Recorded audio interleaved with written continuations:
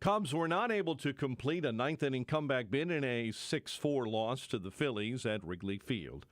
Cubs trailed by 5 entering the bottom of the ninth before getting within 2 thanks to a 3-run home run from Seiya Suzuki. White Sox lost to Cleveland 7-6. Luis Robert had a home run and 4 RBI in the losing effort. Fire hope to avoid a third straight loss when they host Philadelphia at Soldier Field tonight. The news, a service of Crosscom Public Adjusters. If your home or business has an insurance claim, Crosscom will help you get what you need and have coming to you. They've helped thousands. CrosscomPublicAdjusters.com. A check of traffic and weather on the way next on AM 560. November 2nd, 2020, marked the 100th anniversary of the first commercial radio broadcast. We're still here, and we're bigger and better than ever. You can still listen to us over this great radio station, but now there are no limitations. Your smartphone is now your smart radio. Listen to us online on the app, TuneIn.com, iHeartRadio, and Odyssey.com. Your smart speaker can find us too. With radio, there is no separation anxiety. We're always on. AM 560, The Answer.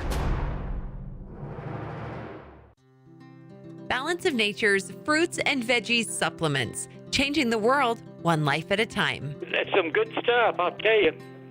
It really works. I'm just really pleased with your product. I've been using it now for 3 years. I've been taking it for a while now. I feel better.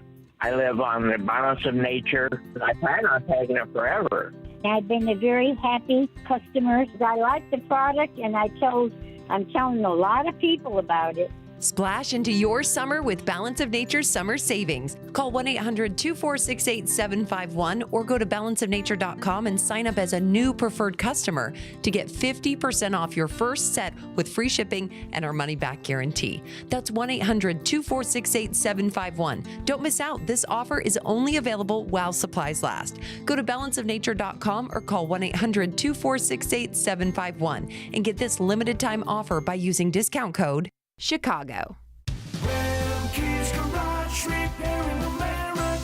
You've heard Rumpke's Garage commercials on AM 560, and now they specialize in servicing Sprinters and light-duty diesels. But the experts at Rumpke's also service Isuzu and Chevy low-cab forward trucks.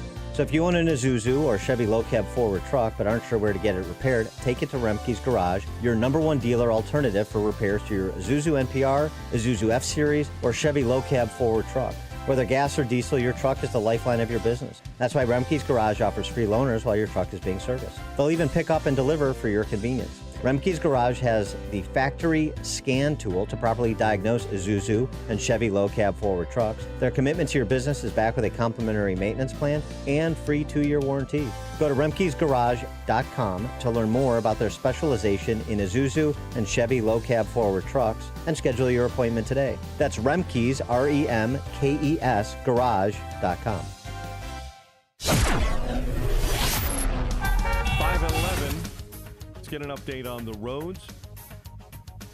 Team Hochberg Traffic Center Time is a service of Allstate. Wish you could save on home insurance? With Allstate, you could easily save and get quality protection. What are you waiting for? Check Allstate first for a quote today. You're in good hands with Allstate. Grant Park, major closures for the NASCAR street race. Make sure you check ahead before heading in that area. Stony Island Feeder completely shut down. Police activity. Major shooting investigation. Southbound Stony Island Feeder between 95th and the Bishop Ward. Reports of 1 dead and 1 injured. It's a story we'll follow this morning as well. Hammond, Indiana, head-on collision being investigated. Indianapolis Boulevard southbound between 5th and Calumet remains completely shut down due to that accident investigation. DuSable Lakeshore Drive jammed up northbound right at 53rd due to an accident. Chicago's Morning Answer with Dan and Amy starts next. AM 560 Weather Center forecast with Steve Williams. A shower in spots this morning, otherwise partly sunny. The high today at 89. Partly cloudy for tonight and humid, low 72. Clouds and sun, thunderstorm in spots tomorrow, high at 85. I'm Steve Williams on AM 560, The Answer. Light rain at Midway, 79. Light rain Aurora, 72. Light rain in Morris, 73. And 78 along Chicago's lakefront. Your next news update is at 5:30. Chicago's Morning Answer starts next on AM 560, The Answer. The IRS finally caught up with Louie. I hadn't paid my taxes in 8 years. I owe the IRS a lot of money. Louie was in deep trouble. We're going to take your house, put a lien on your bank account, garnish your pay. They don't care. They're going to take your paycheck. Louie found out about Optima Tax Relief, the leading tax resolution firm. A-plus rated by the Better Business Bureau, they've resolved over $1 billion for their clients. Optima Tax, they help me. They calm me down. They make me feel comfortable, and I trust them. Louie has a lot to be thankful for. I don't owe the IRS anymore, and I'm able to live a comfortable life, a lot better life. It was because of Optima Tax. For tax help you can trust, call Optima now for a free consultation. Take it from Louie. If you owe the IRS, don't go it alone. Give Optima Tax a call. They can help you. Call 800-965-1433. 800-965-1433. 800-965-1433. Optima Tax Relief. Testimonial from an actual client. Some restrictions apply. For complete details, please visit OptimaTaxRelief.com. When you're in chronic pain, you're miserable to be around, and so are the people who have to watch you suffer. So stop it. Do something about it. Now's the time to be proactive and take care of yourself. And there's another solution other than surgery or drugs. Call QC Kinetics. QC Kinetics, they have a cutting-edge treatment that revitalizes your joints with your body's own healing process. So if you have arthritis or if you're in pain in your knees, hips, shoulder, back due to an injury, you need to call QC Kinetics today for a free consultation and get your life and mobility back. You know, I've been to one of their clinics. I met a few of their customers. They were smiling from ear to ear, so happy to have their mobility back, pain-free, without surgery. They have locations all across the Chicagoland area, including new locations in Crystal Lake and Gurnee. Call for a free consultation, 312-809-5955. That's 312-809-5955. 312-809-5955. Protecting and growing your retirement assets can be complicated. From asset and legacy protection to retirement income and extended care, you need a plan. Mark Kohler, host of Retirement and Income Radio, heard Sundays at 11 a.m., helps retirees in or near retirement protect their accounts from market volatility. Mark can help you create lifetime guaranteed, inflation-hedged income. Call Mark today at 844-619-SAFE. That's 844-619-7233. And listen this Sunday at 11 a.m. to Retirement and Income Radio. How would you like to finally lose all those unwanted pounds quickly without spending thousands on painful injections or prescriptions? Hi, it's Donna Simpson, health and wellness expert. You probably know someone that is using Ozempic, the hottest diet craze in the country. Everyone knows about this prescription injection. Celebs use it to look their best. The problem is most of us can't afford Ozempic, and these injections can be so uncomfortable. Now you can lose the weight just as easily, but with no needles, no expensive prices, no side effects, and no worries. You need to try Lozempic, a new miracle weight loss breakthrough that performs so well it's been called nature's Ozempic. Lozempic is an easy-to-take diet pill now available without a prescription, being used by thousands to get rid of those unwanted pounds. So call now and find out how to get a free bottle. To find out how to get your free bottle of Lozempic, call 800-686-2430, 800-686-2430. Free bottles for limited time, so call 800-686-2430. That's 800-686-2430. Signature Bank is Chicago's fastest growing independently owned business bank. It's a bank where relationships still matter. Signature Bank knows your name and your story. I'm Dan Proft, and I know this because Signature Bank is my business bank. I'm Jim Durkin, founding partner of the Martech Group, a global market research firm based in Chicago since 1985 and a longtime customer of Signature Bank. When our business moved to our current Loop location, I recall seeing Mick O'Rourke and his two business partners, Brian Duncan and Kevin Vestuga, laying the foundation for Signature Bank. When Signature opened its doors in 2006, I was proud to move our accounts there and become a shareholder. Being in the consulting business, the Martech Group has a keen understanding of the value of relationships, trust, and attentiveness. Whether dealing with our U.S. practice or our international operations, Signature Bank is always there when we need them. That's why the Martech Group is proud to have Signature Bank as a valued business partner. Signature Bank is looking for their next success story. To learn more about turning your business vision into reality, visit signaturebank.bank. Signature Bank, helping local businesses succeed. Member FDIC, Equal Housing Lender. Hi, this is Pastor Calvin from Christian Liberty Academy in Arlington Heights. It is time to get your children and grandchildren out of the godless government schools. How can we subject our loved ones to forced, ungodly psychological examinations and perverse sexual teachings? You would not send your child to a school that teaches 2 + 2 is 5. What is being taught today is far worse and damaging to minds and hearts. We can help through our on-campus Christian school and homeschool program. For over 55 years, we have operated a Christian school now in Arlington Heights, and we have served hundreds of thousands of families across our nation and foreign countries through our homeschool program, Christian Liberty Homeschools. Visit ChristianLiberty.com to learn more or to schedule a tour of our excellent 12-acre facility. Take action today. Visit ChristianLiberty.com, ChristianLiberty.com. Between the Consumer Price Index, inflation, and job reports, it feels like you need a PhD in economics to fully understand the economic news happening around us every day. That's why you need the Everyday Economics Podcast. Join hosts Chris Krug and economist Dr. Orfe Devungi as they help you understand the economic world happening around you every day. Listen to the Everyday Economics Podcast at americastalking.com or wherever you get your podcast. Now, from the Signature Bank Studios. Portions of the following show may be pre-recorded. This is Chicago's Morning Answer with Dan Proft and Amy Jacobson on AM 560. The Answer.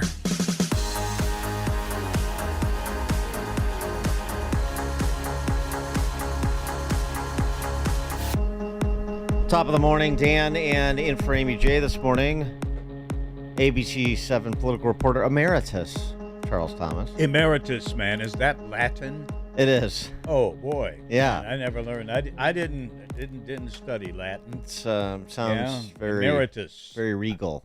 How many times have I said that on the air about somebody not really knowing? I know what the word means, but not feeling it, emeritus. But when it's attached to your name, I know. Now you feel the gravitas. The gravitas, yes, definitely. That's the word, gravitas. Now, that's another Latin. There's lots of Latin words out there. Did you study circling Latin? around? I did. Wow. A bit. Yeah. Get out of here. Yeah.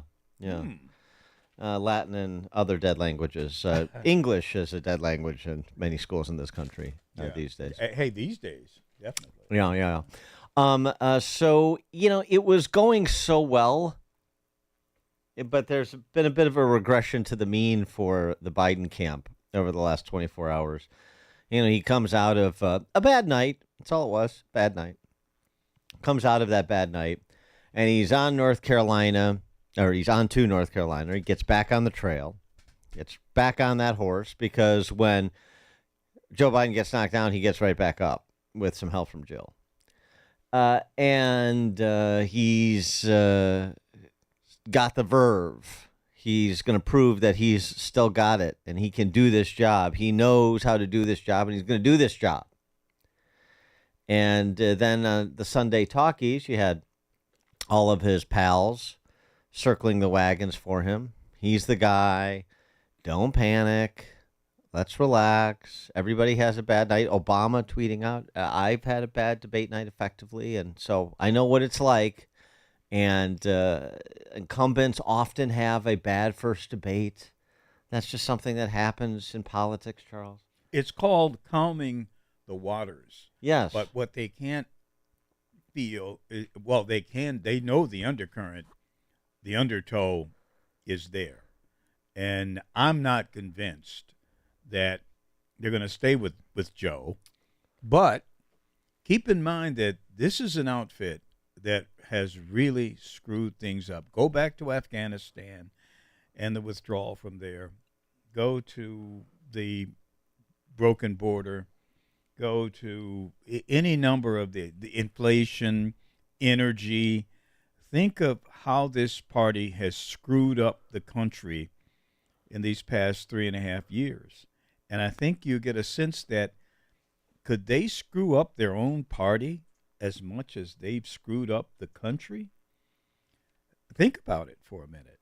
And they very well they could stay with Joe Biden,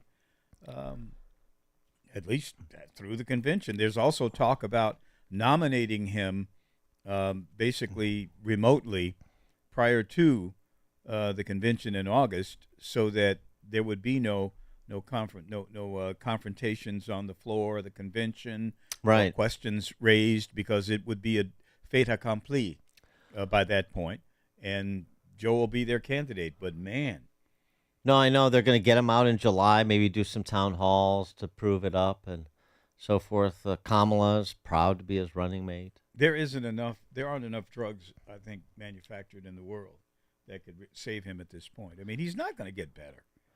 Why is he going to get better? And people have also got to realize, after what they saw last Thursday night, that Kamala Harris will be the next president of the United States if Joe wins. It's just there. Well, those would be happy events compared to where they are currently, and that's what I was getting to. It was going so well, and then you had some polling come out that shows there was an impact. I know Alan Lichtman, the famed American University professor, has got like a 13-point diagnostic to identify who will win the presidential race, and he's had a pretty good track record. Debates don't matter. That's what Professor Lichtman tried to contend. 0. Debates are not predictive of outcomes. Hillary Clinton won all 3 debates, still lost. John Kerry won all the debates, still lost. Barack Obama got trounced, 72 to 20% in the poll, worse than Biden, and went on to win. That's why we rely on the 13 keys, which tap into the structure of how elections really work. And they show that Democrats' really only chance to win, contrary to everything you've heard, is with Biden running. Right. So you've been hearing a lot of that. Now, by the way, winning a debate on points and losing a debate because you don't have the capacity to be on the stage are not quite the same thing. Not quite the same thing. No. Thank you. No.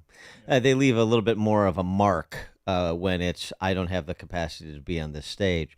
And then, so now there's polling out that shows actually the margins in swing states have bumped up considerably in Trump's favor. For example, he was up 5% in Pennsylvania. Now he's up 7.5%. He was up 7.5% in Arizona. Now it's 10. He's up at 10 in Georgia. He's up 10 in North Carolina. He's up 7 in Michigan. He's up in 5 in Wisconsin, or 4 in Wisconsin now. He's up in New Hampshire. We told you yesterday. He's up in Virginia. I mean, within the margin of error. He's up in New Mexico within the margin of error. What you're looking right now at, and there was a memo to this effect, is the possibility of a Trump landslide.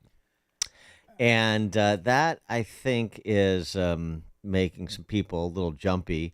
Well, 2 people that made them so jumpy they jumped. Lloyd Doggett, who's a House Democrat and from Texas, and Jared Golden, who's a Democrat from Maine, both said Biden should step aside. Richard Haas from the Council on Foreign Relations, a fixture on Morning Joe with Joyka, said the same. So when you elect a president, you're basically buying an option. You're buying a 4-year option. And does anyone seriously think that in 4.5 years from now, Joe Biden is going to be what he needs to be an effective president? As he himself would say, come on, man, that's not going to be the case. And I hate to say it, but we've got to say it. So we've got Donald Trump, who is unfit by temperament, character, you name it, to be president. But I really believe that Joe Biden is no longer positioned that he can be a successful president 4.5 years from now. That is why I think we really need to change. He needs to be urged to step down.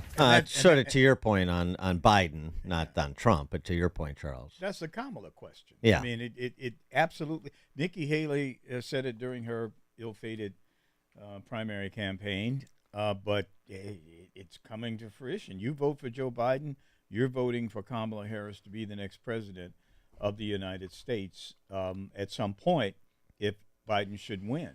We also have to keep in mind that there's another big shoe to drop in this, and that's the sentencing of Donald Trump. What happens if Donald Trump, the nature of the sentence, what is the sentence going to be?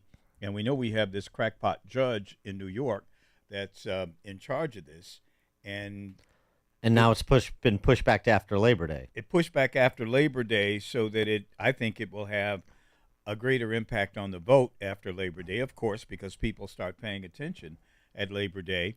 And if Donald Trump is led away and put in an orange jumpsuit, I mean, that's an extreme. I get that.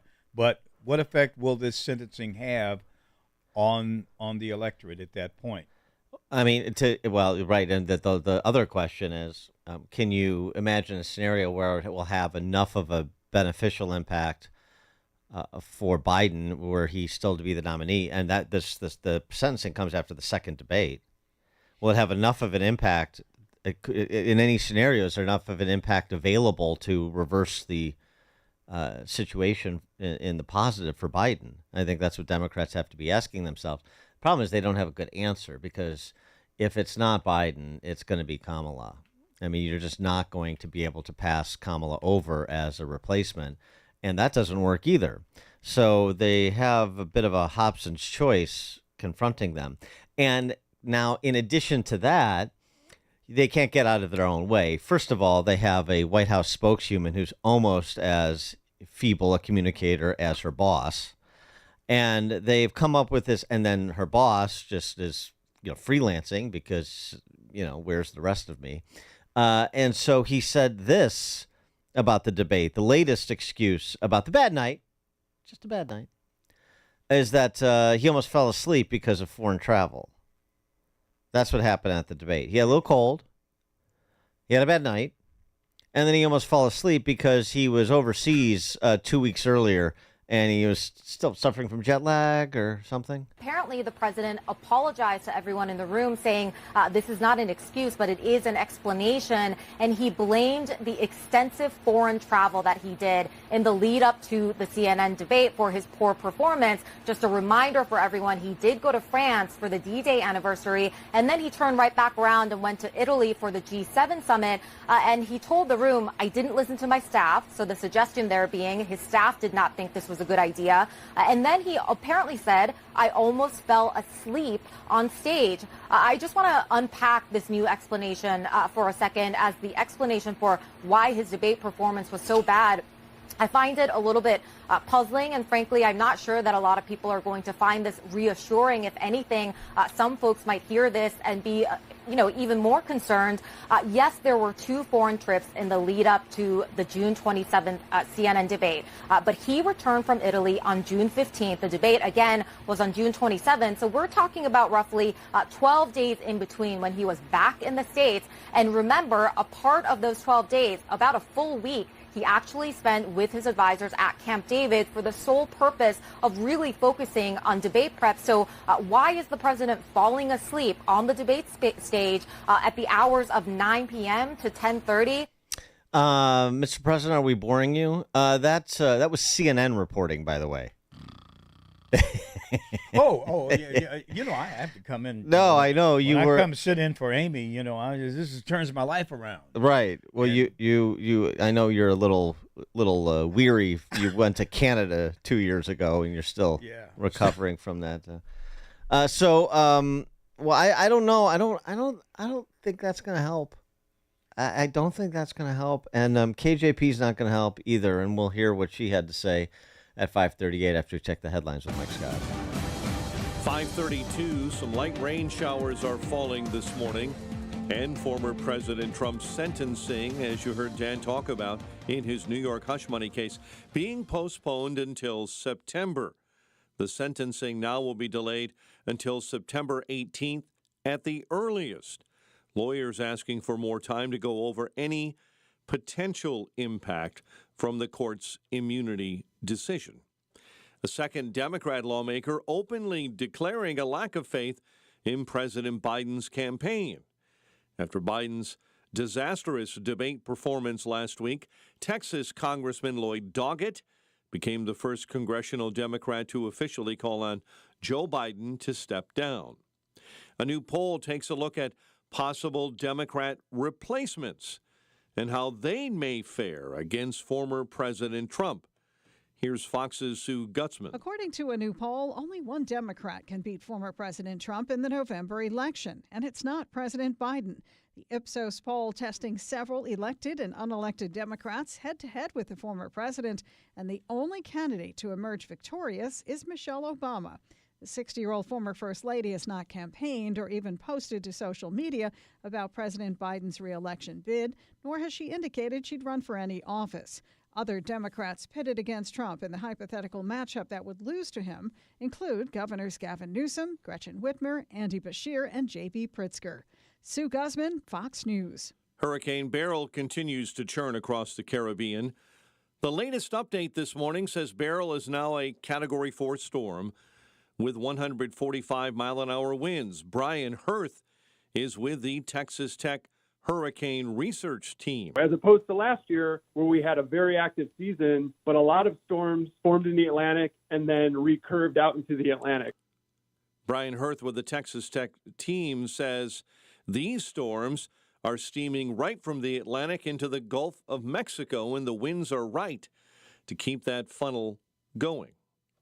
The FDA has approved a new Alzheimer's drug. It's a new treatment by Eli Lilly.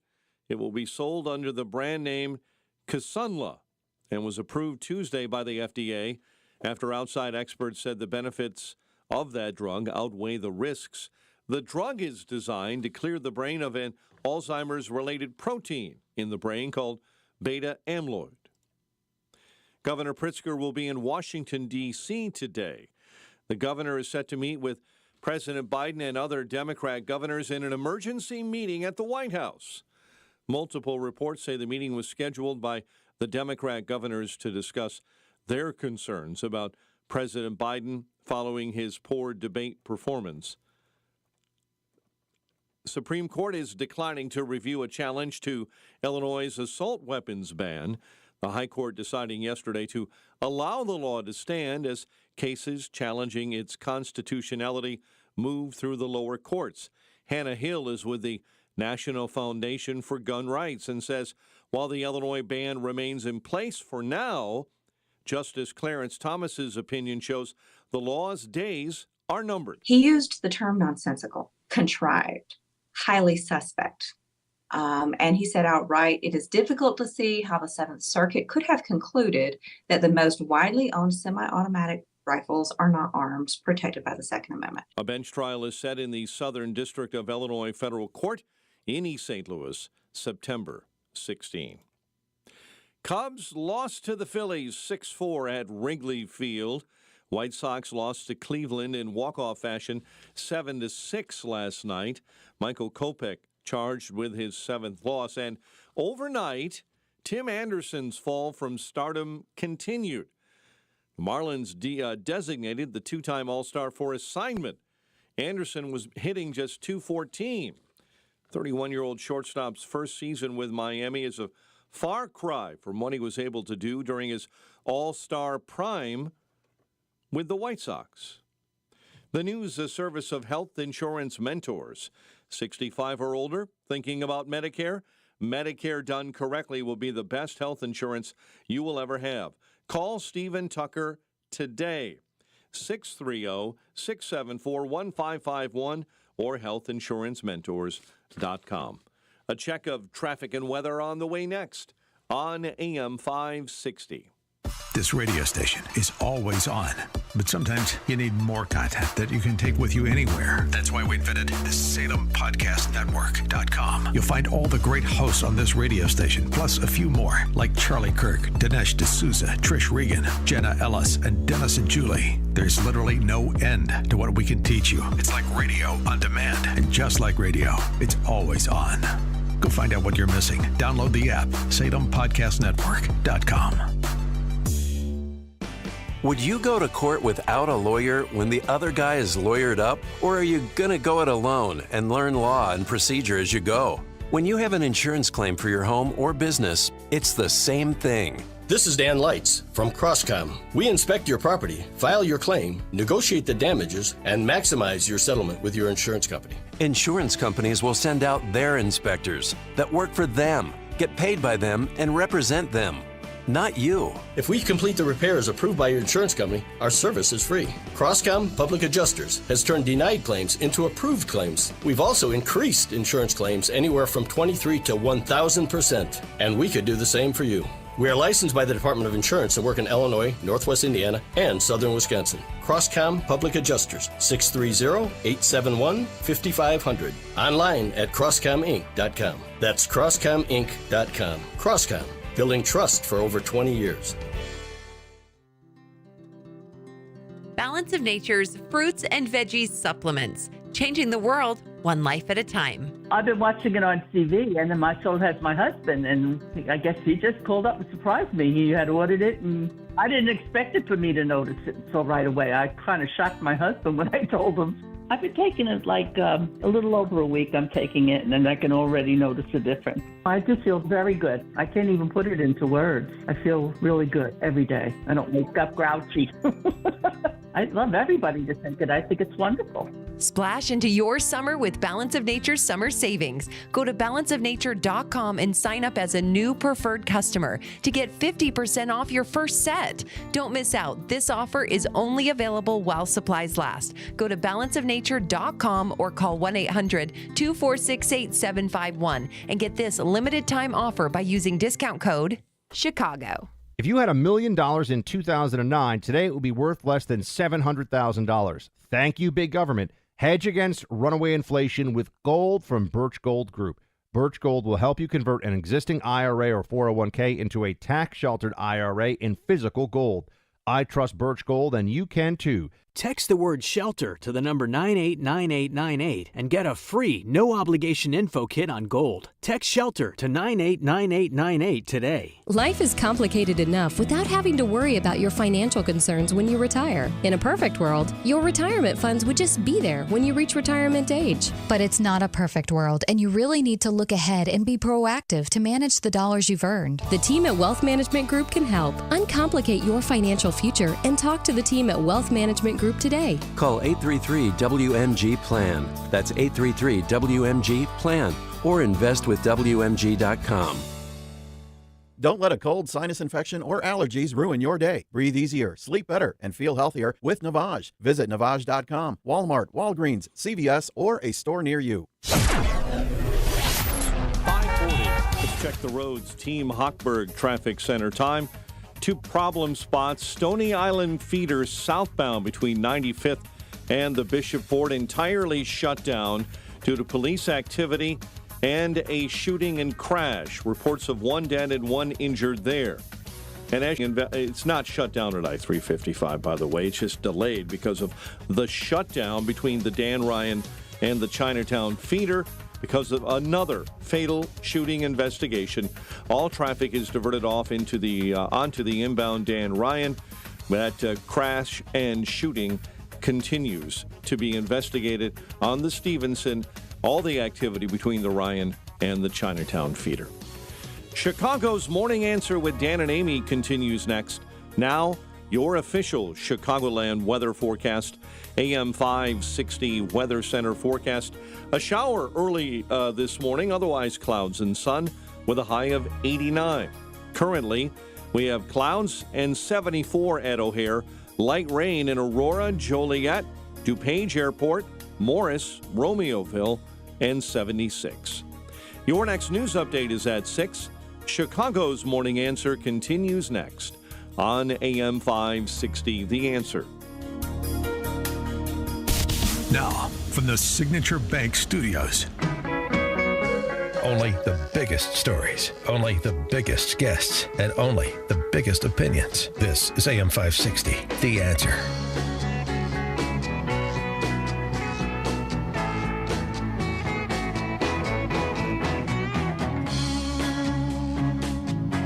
Top of the morning, Dan and Charles Thomas, former ABC7 political reporter, in for Amy J this morning, again, as he has been all week.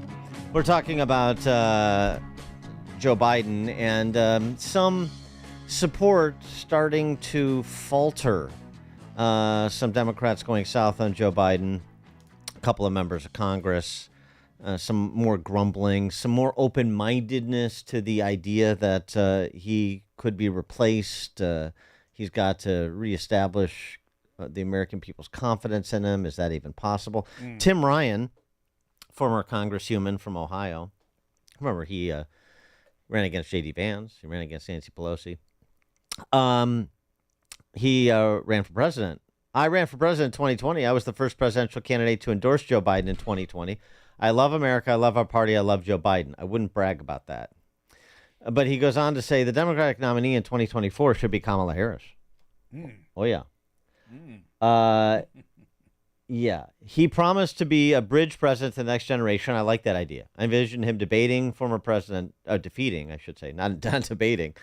Defeating former President Trump, stabilizing the country, and passing the torch to the next generation. Regrettably, that bridge collapsed last week.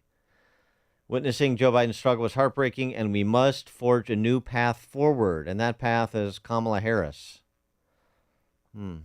Cure worse than disease, perhaps. But anyway, that's what's happening. That's a good representation. And yesterday, Karine Jean-Pierre, White House spokeswoman, tried to, again, continue the damage control. She's just so terrible at it. She's so bad at her job. She is such an ill-informed, ill-considered flack that she just makes things worse. This almost becomes like a punchline when she says it now 3 days in. Come on, Dan, give her a break. Okay. Give her a break. Look. All right. Look at who she's dealing with. I mean, she's got a senile boss who's suffering from dementia. So she goes into a... is that one of those words? I'm glad you asked that question because you made that accusation because that question was asked, and Charles, before you get out over your skis, making all sorts of unfounded accusations. Does President Biden, at 81 years old, have Alzheimer's, any form of dementia, or degenerative illness that would cause these sorts of lapses? And it's a yes or no question. And if you don't know, why don't you, as one of his senior staff members, know? I have an answer for you. Are you ready for Yes. it? It's a no. And I hope you're asking the other guy the same exact question. See, Okay. he does not have a degenerative illness, and in point of fact, Trump probably does. You know, this is, I hope, the Democrats are trying to downplay what is a historic presidential crisis. This is historic, as Tom Friedman wrote in the New York Times. I mean, you want this guy answering the phone at 3 o'clock in the morning as Hillary, says the phone call. This guy who is he? Did he beat Medicare or what? What did he do? This guy Finally stuck it to Medicare. This is a crisis. Not since the Monica Lewinsky and Clinton, that was a presidential crisis, and of course Watergate is the presidential crisis for all times. But this is right up there. When you think about what's going on in the world, you've got the Russians moving nuclear weapons into position in Western Russia, Eastern Europe, whatever. You've got tens of thousands of people dying in Gaza. You've got the Houthis in a shooting war with the U.S. Navy in the Red Sea, and you've got our country moving troops, not a lot, but troops nonetheless, into Taiwan, and we got Russia forming an alliance with North Korea, and you've got this guy running the show? Charles, Sideshow Karine has an understanding. She gets it. They all get it. As it relates to his medical records, we have been transparent. We have released thorough reports from his medical team every year since he's been in office. That is something that we have been pretty consistent about. As it relates to, something like a cognitive test, to the question that you're asking me about what the speaker, former speaker said, obviously she can speak for herself. His team, who has said, the medical team said it is not warranted in this case. We have put forward a thorough, transparent annual report on his health. So they have said that is not warranted. It is not necessary. Again, we understand. We understand. We're not taking away from what you all saw or what the American people saw. We understand. It was a bad night. Bad night. It is not uncommon for incumbents to have a bad night Happens on all their the first time. debate. And we are going to continue to do the work that we have been doing on behalf of the American people. I think the president record certainly speaks for itself. I trust.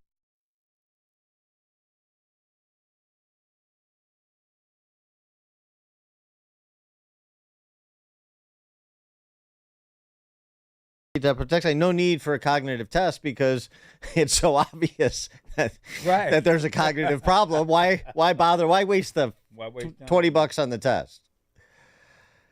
Oh boy. Okay. Jeff on the Northwest side. Hey, good morning.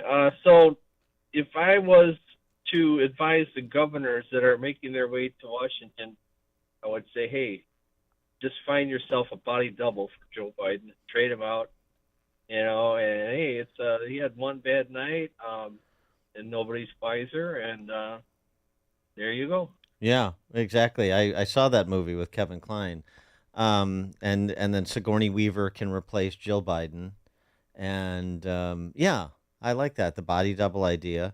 Yeah, and what Jeff is referencing is Andy Bashir and the Dem governors are going. They just want to make sure he's okay. They just want to check in, make sure I assume everything's fine, but just maybe do a little stop, look, and listen, and check in. I do have an idea though for a body double. Did you ever see the Poltergeist movies, Charles? Big Poltergeist fan. Yeah, you like horror movies? Yeah, I love that movie. Remember the old man? You're gonna die in there, all of you. You are gonna die. Remember that guy? Yeah. He bears a striking resemblance as well as temperament to the incumbent president. I don't know if he's available, but Well, I wonder something to consider. I wonder if JB's bringing lunch to the meeting. JB? Yeah. Probably snacks. Snacks. Mm-hmm. Yeah. Karine Jean-Pierre, just to close the loop on her offerings yesterday, plentiful as they were, she was asked if, she would like to acknowledge some of the things that she said very recently that turned out to perhaps be lacking in accuracy. Her whole foray into cheap fakes. Jackie Heinrich from Fox News pressed that issue. Here's another KJB classic. Thank you, Green. The administration strongly criticized the media for clips showing the president appearing to be confused, freezing at times, and you called it cheap fakes, misinformation, disinformation. In one case, even implied that it was the product of artificial intelligence, calling it deep fakes. Do you have any regret over using that language? Not at all. Not at all. And let me be clear, it was a certain part of the media. You can speak to this better than I can. A certain part of the media which was doing this. Skewer. And look, independent Right-wing mainstream fact media. checkers in the press, The fact and checkers. misinformation experts have been calling out cheap fakes. And at the end of the day, they're fakes. That's what they were. Targeting the president. They had said, the reporters and these misinformation experts said that this president was being targeted. And what we did was echo them. That's what we did. The experts have spoken, Charles. The experts, the misinformation. I want to be a misinformation expert. You are. How do you get credentialed? No, but I want to be recognized by the White House as a misinformation expert. That's status. Is there like an online class you can take or something? I'd like that certificate. Misinformation expert. The misinformation experts have addressed this issue, Jackie Heinrich. They cleared me. The misinformation experts that exist in my mind. Joe in Hoffman Estates, you're on Chicago's Morning Answer. Hey, good morning, guys. I got to say that I would give Trump a lot of credit. His team seems to be really good this time around as far as keeping him away right now from saying anything goofy and taking the media off of Biden and putting it on to Trump. I mean, he's all but vanished right now, and he's letting Biden implode. I think it's a great strategy. Yeah, thanks for the call, Joe. I think he's right on point. Man, good call. Well, especially when Biden has now got to get out on the trail to try to prove that he can do the job, as they say. This is the perfect time to, go dark if you're Trump. Yep, all eyes on Joe Biden at campaign events, no question. Carl, Northlake. Good morning. It's a beautiful day in Wisconsin. Yes. Okay. You know what? It's nice that with the debate we got to see the cognitive disability that Joe Biden has. Now, why the hell is Hunter Biden allowed into these meetings as there's no frickin' way he can pass a security test? Because, Carl, Hunter Biden is the smartest man that Joe Biden knows. We're screwed. Okay. Succinct. Craig Mount Greenwood. Oh, hey, good morning, Dan, and good morning, Charles. Good morning. Thank you for taking my call. Hey, there's something going on here that raises a real big question to me, in that something has changed because these Democrats, they know absolutely they can cheat their way back in, getting him back in again. Just like when he had 3 people coming to his like fundraiser or something like that, and then when he was sleeping in the basement, and they had no problem cheating him in there. I'm thinking that something has changed in the way that they have. Maybe it is what some people are saying, that it's getting way too big to cheat, or something else has happened to spook these leftists where they think they can't get this cat in there. Is there something that we're missing? Yeah, thanks for the call, Craig. I think there's something that you're. Wait. Okay. I think there's something that you're missing is what I reported earlier, which is the Open Labs polling, and that's Dem polling operation that finds Joe Biden potentially facing a landslide loss. So, you want to wait and let it breathe. Maybe people don't place much stock in what happened on Thursday night. Maybe let it breathe through the holidays, see if it dissipates into the ether and the race sort of snaps back to where it was pre-debate. But it doesn't appear that that's happening right now. And, of course, it's not going to happen so long as you have the drip, drip, drip of Democrats calling for Joe Biden to step aside. Op-ed in the Wall Street Journal by Bill Galston. Jill Biden, do the right thing for America. Jill Biden, essentially sideline your husband. And members of Congress breaking bad on him, others expressing concern / openness to him being replaced. So that's what's happened, and then it becomes sort of a snowball, doesn't it? One of the other things is that the mainstream media has lost so much credibility over this one issue. Those people who were depending on the mainstream media for their information, they were giving Joe Biden the benefit of the doubt, and they were believing this horse manure that he's fine. They have been exposed, and on your phone, you see it constantly. You see the gaffes. You see what happened during the debate, even if you didn't watch it, and everybody knows now. And they're trying to resist a tide, a wave. I just don't think they're going to be able to do it. Yeah, this is a big suspension of disbelief job, the biggest one they've had to face to date. Almost, one could argue. George in Will County. Good morning. I got to tell you, this has all the makings of an Abbott and Costello skit. Between the old man with dementia, or sleeping with Bernie, or weekend at Bernie's. Then you got the crackhead son that's now supposed to be helping to his eyes now. And then we've got Dr. Jill Kevorkian in there. I can't see why anybody is still thinking about supporting this dude for president. But thank you. Thanks for the call, George. Greg Schomburg. Morning, Mr. Thomas and Dan. I have two questions, and then I'm going to set the premises on it. You get a Mr. Thomas? Well, Professor Prof. I got a Dan? Okay.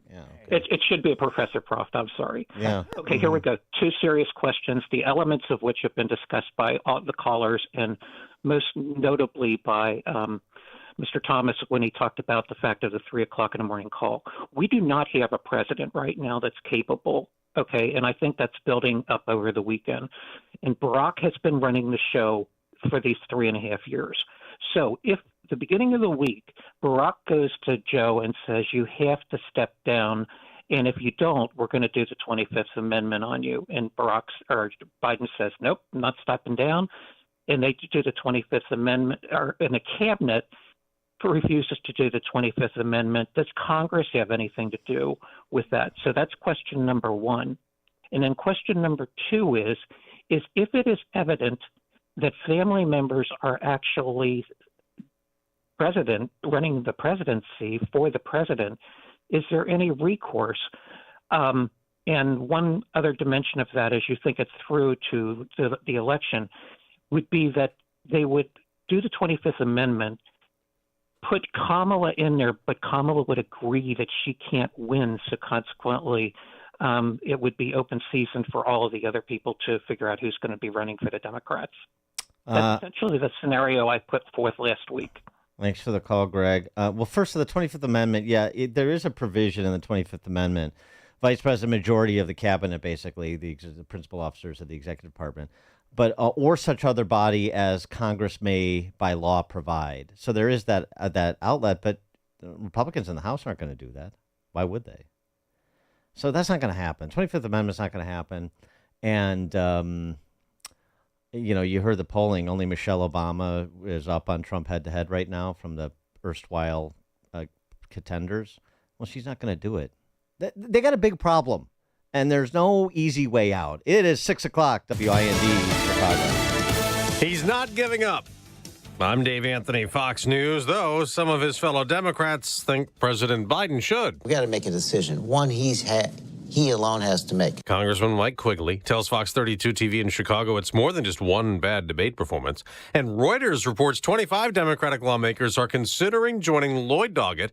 He was the first House Democrat to call for a Biden replacement candidate. Fox's Jared Halpern reports from the White House. Press Secretary Karine Jean-Pierre says. We want to turn the page on this. Jean-Pierre says even President Biden concedes he is not as strong a debater as he once was. But I will say this, and the president said this over the past couple of days, certainly right after the debate. He knows how to do the job. The president is scheduled to speak with congressional leaders and Democratic governors. That's today. The president also plans an ABC News interview Friday and a solo news conference next week at the NATO summit. Now, President Biden out fundraised his Republican rival last month.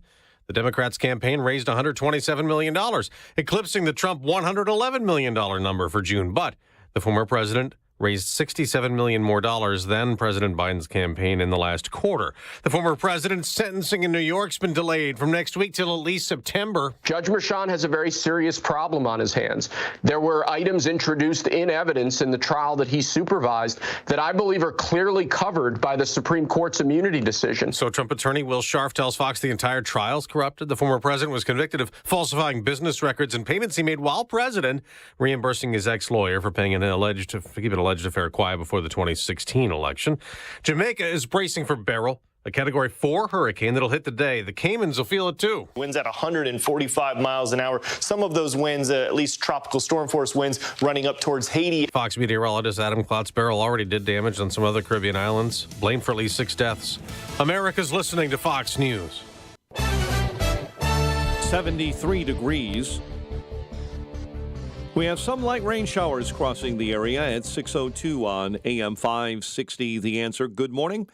I'm Mike Scott. Illinois State Police investigating 2 shootings on I-55 and one near I-94 this morning. State Police shut down the ramp on I-94 southbound to 95th Street at Stony Island.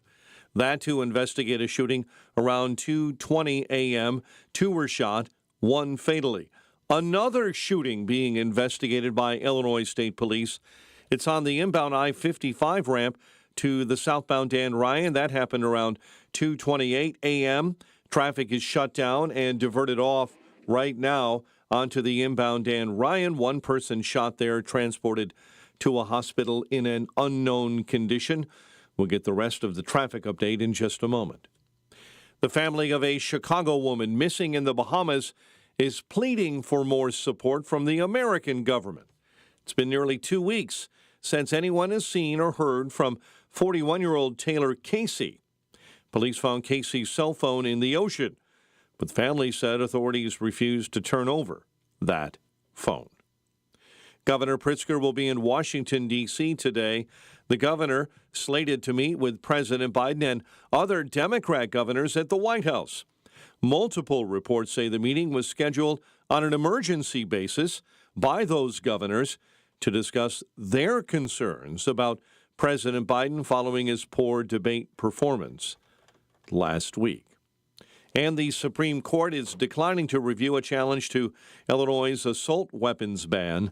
The High Court deciding yesterday to allow the law to stand temporarily as cases challenging its constitutionality move through lower courts. Cubs lost to the Phillies 6-4. White Sox were walked off by Cleveland 7-6. Michael Kopech gets the loss. Cavaliers this morning in Cleveland locking up their franchise player to a long-term contract, 3 years for Donovan Mitchell, $150 million. The news service of Papa Nicholas Coffee, a Chicagoland tradition for over 5 generations, combining heritage and innovation in every cup. Hot air roasted locally and cold blended in small batches. Online at papanicholas.com. A check of traffic and weather on the way next on AM 560.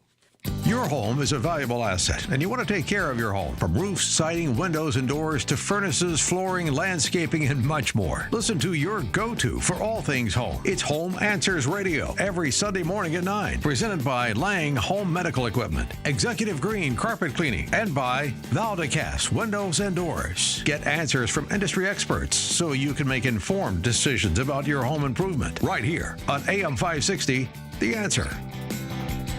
Signature Bank is Chicago's fastest growing independently owned business bank. It's a bank where relationships still matter. Signature Bank knows your name and your story. I'm Dan Proft, and I know this because Signature Bank is my business bank. I'm Jim Keene Jr. of the Mail House, Inc., a family-owned and operated digital print mail house with a specialty in political advertising and a customer of Signature Bank. We knew that getting a loan to buy our business wouldn't be easy, so we turned to one of our trusted friends for a referral. She told us about the outstanding level of customer service her business received at Signature Bank since becoming one of their first customers in 2006. Today, we couldn't be happier. Not only did Signature help us finance the purchase of the mail house, but they supported our growth as we modernized our operations in mailing as well as from traditional to digital printing. If you're looking for a great bank to grow your business, take a look at Signature Bank. Signature Bank is looking for their next success story. To learn more about turning your business vision into reality, visit signaturebank.bank. Signature Bank, helping local businesses succeed. Member FDIC, Equal Housing Lender. If you had $1 million in 2009, today it will be worth less than $700,000. That's the effect of out-of-control government spending shrinking your hard-earned dollars, and it's why central banks and savvy investors are buying gold. For thousands of years, gold has withstood war, famine, and economic downturns. It's been a stalwart hedge against inflation and hyperinflation. And the company I, Buck Sexton, trust to help you diversify into gold is Birch Gold Group. For 2 decades, Birch Gold has helped concerned Americans convert an existing IRA or 401k into a tax-sheltered IRA in physical gold. And the best part, it doesn't cost you a penny out of pocket. With an A-plus rating from the Better Business Bureau and tens of thousands of happy customers, you can trust Birch Gold, too. To learn more, text the word PROTECT to 989898 and get a free, no-obligation info kit on gold. Again, text PROTECT to the number 989898 to protect your hard-earned savings today. Support our police and hire the police to personally protect you. You've watched the news. Rising crime has been affecting our everyday lives in Illinois more and more these days. Blue Star Security can protect you, your business, or your place of worship. Blue Star Security is the only security company in Chicago with over 900 off-duty police officers, all W-2 employees. I'm Jeffrey Salvetti, Vice President of Blue Star Security and a 15-year law enforcement veteran. The Blue Star team is made up of over 900 state-certified active and retired law enforcement professionals. We serve businesses and private organizations with supply chain and special event security, and also protect our loved ones at places of worship and schools all across the Chicagoland area. Blue Star Security's technology allows mobilization of off-duty officers quickly and efficiently. Our primary mission is to provide unparalleled protective services for each assignment with integrity while maintaining our commitment to community service in the Chicagoland area. Visit online to schedule a free security consultation at bluestarsecurityllc.com. That's bluestarsecurityllc.com. 6:08. Let's get a check on the roads. Team Hochberg Traffic Center time. We'll start on the inbound. Stevenson remains shut down due to police activity. Inbound, the shutdown between the Dan Ryan and the Chinatown feeder. Fatal shooting investigation there. All traffic being diverted off onto the inbound Dan Ryan right now. And things are also heavy and slow as they divert traffic off the Stony Island feeder. Southbound is blocked between 95th and the Bishop Ford due to a crash and a shooting. 1 dead, 1 injured there. Plenty of closures in Grant Park as they prep for the NASCAR street race setup. And the Dan Ryan this morning is already heavy and slow inbound between 43rd and the Stevenson, likely related to that inbound Stevenson shutdown. Chicago's Morning Answer with Dan and Amy continues next. AM 560 Weather Center forecast with Steve Williams. A shower in the area early this morning, otherwise a partly sunny day. The high today 89, partly cloudy, humid tonight, low 72. Clouds and sun, thunderstorm in spots tomorrow. The high tomorrow afternoon at 85. I'm Steve Williams on AM 560, The Answer. 74 at O'Hare, clouds, 76 at Midway, light rain in Aurora and Joliet, 72. Your Lake Michigan water temp this morning is 66. And your next news update is at 6:30. Chicago's Morning Answer continues next on AM 560, The Answer. This hourly segment is brought to you by Health Quest Radio with Dr. David Kolbaba. Saturday mornings at 11. Visit healthquestradio.com. Now, from the Signature Bank Studios. This is Chicago's Morning Answer with Dan Proft and Amy Jacobson on AM 560. The Answer.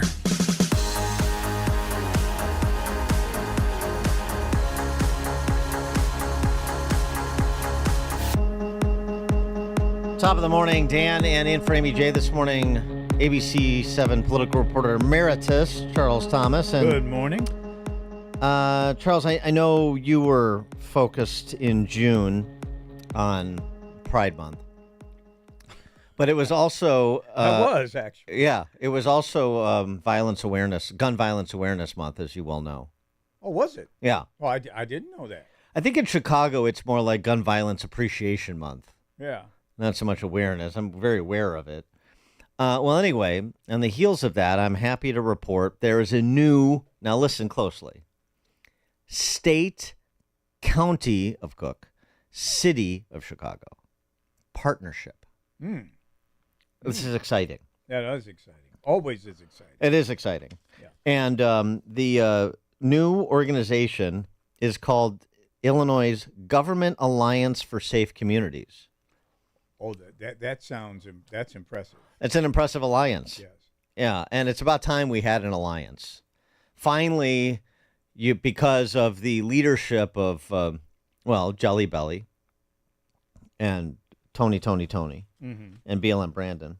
Mm-hmm. By the way, did you notice, just as a offshoot, Jelly Belly is closing its North Chicago plant because of the environment that Jelly Belly has created for business in Illinois. I heard that. Isn't that ironic? Man, no more Jelly Bellies to be produced in Illinois. Unless Jelly Belly and MK want to have another kid. Then there'd be another Jelly Belly. Jelly Belly Jr. Yeah. JBJ. Yeah. Anyway, back to this exciting alliance. I know people are interested. Finally, somebody's doing something about gun violence. And, of course, it's the three individuals I mentioned, that junta that lords over Chicagoland and Illinois. Mm-hmm. The Illinois Government Alliance for Safe Communities. You want to hear about it? Of course you do. June is Gun Violence Awareness Month. The state of Illinois, Cook County, and Chicago are joining leaders and communities across the nation to discuss and address the drivers and impacts of gun violence. This is a time for reflection, a time of action, and a time for healing. We've seen some promising reductions in community violence, with homicides in Cook County down over 20% since 2021. But we remain vigilant. We remain committed to addressing the root causes of gun violence and building safer communities now and for the future. In our region, we are working together to make this happen. The Government Alliance for Safe Communities is an unprecedented collaboration between the state of Illinois, Cook County, and the city of Chicago. We are collaborating to support organizations working on the ground and ensure the sustainability and long-term impact of critical investments in violence prevention. Together, we can build a safer Illinois. Cook County, and the city of Chicago. Thank you. They're so lifelike. 312-642-5600, turnkey.pro. Answer line. Are you as excited about the Illinois Government Alliance for Safe Communities as I am? They always do that during an election year. They come up with some way to get money to the non-government operations, all those, what do they call them? NGOs. Not-for-profit, NGOs. And nonprofits. They find ways to get money preachers. to those people so those people can support whomever they want supported in the party during the election. Remember the big scandal Pat Quinn had with that? This was passing out cash to pastors. Yeah, passing out cash. This is how you do it, and you come up with some umbrella group like that. Now, can you imagine Toni Preckwinkle in particular? Now she's getting involved in the gun violence issue. I mean, what happened, Tony? I thought you've been doing this since 2010. She's decided to come out of the shadows and take a more public role. A more public role, yeah. Yes. And now, and then you have Brandon Johnson, who you affectionately refer to as BLM Brandon. He wants to go after the root causes of this violence. Yeah. But you never hear these people talking about families. You never hear them talking about fatherlessness. Because that's not the root cause. The root that's cause. Not a root cause. The root cause is the lack of critical investments. Investments. In other words, spending your taxpayer money to give them to their friends at the NGOs, many of whom they start the not-for-profit organization just because they know this kind of money is going to flow. They're basically political operatives in many of these so-called NGOs. They're political operatives. And now you got a lot more of them making money on the migrant crisis. Check out who's making money on these shelters and feeding and clothing and nursing and whatever else with the 40,000 plus migrants who have arrived in Chicago. Well, in the shelters, it's a lot of honky developers in the places like the West Loop. This is a money laundering operation, folks.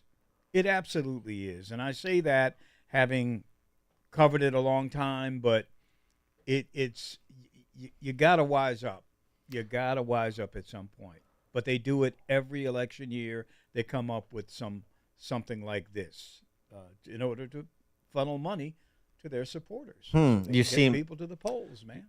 I don't think you're not as sanguine about the Government Alliance for Safe Communities as I hoped you would be, and on behalf of BLM Brandon, Tony, and Jelly Belly, as they hoped you would be as well. Yeah. Yeah. Government Alliance for Safe Communities. Oh, meanwhile, back in the real world, Chicago restaurants being burglarized in record numbers. 635 burglaries reported at restaurants last year. That was the most since 2001. And the city is on pace this year to surpass that number. What are they after in burglarizing a restaurant after it closes? Money, equipment. But money, money's a tough get these days. Yeah. Some, yeah. That's true. I mean, you leave a couple of $100 in the cash register. Well, I mean, when you're not making the critical investments that need to be made, and obviously, since this alliance has formed, that hasn't been happening, and despite 100 years of one-party control, then, what are people to do, Charles? What are people to do?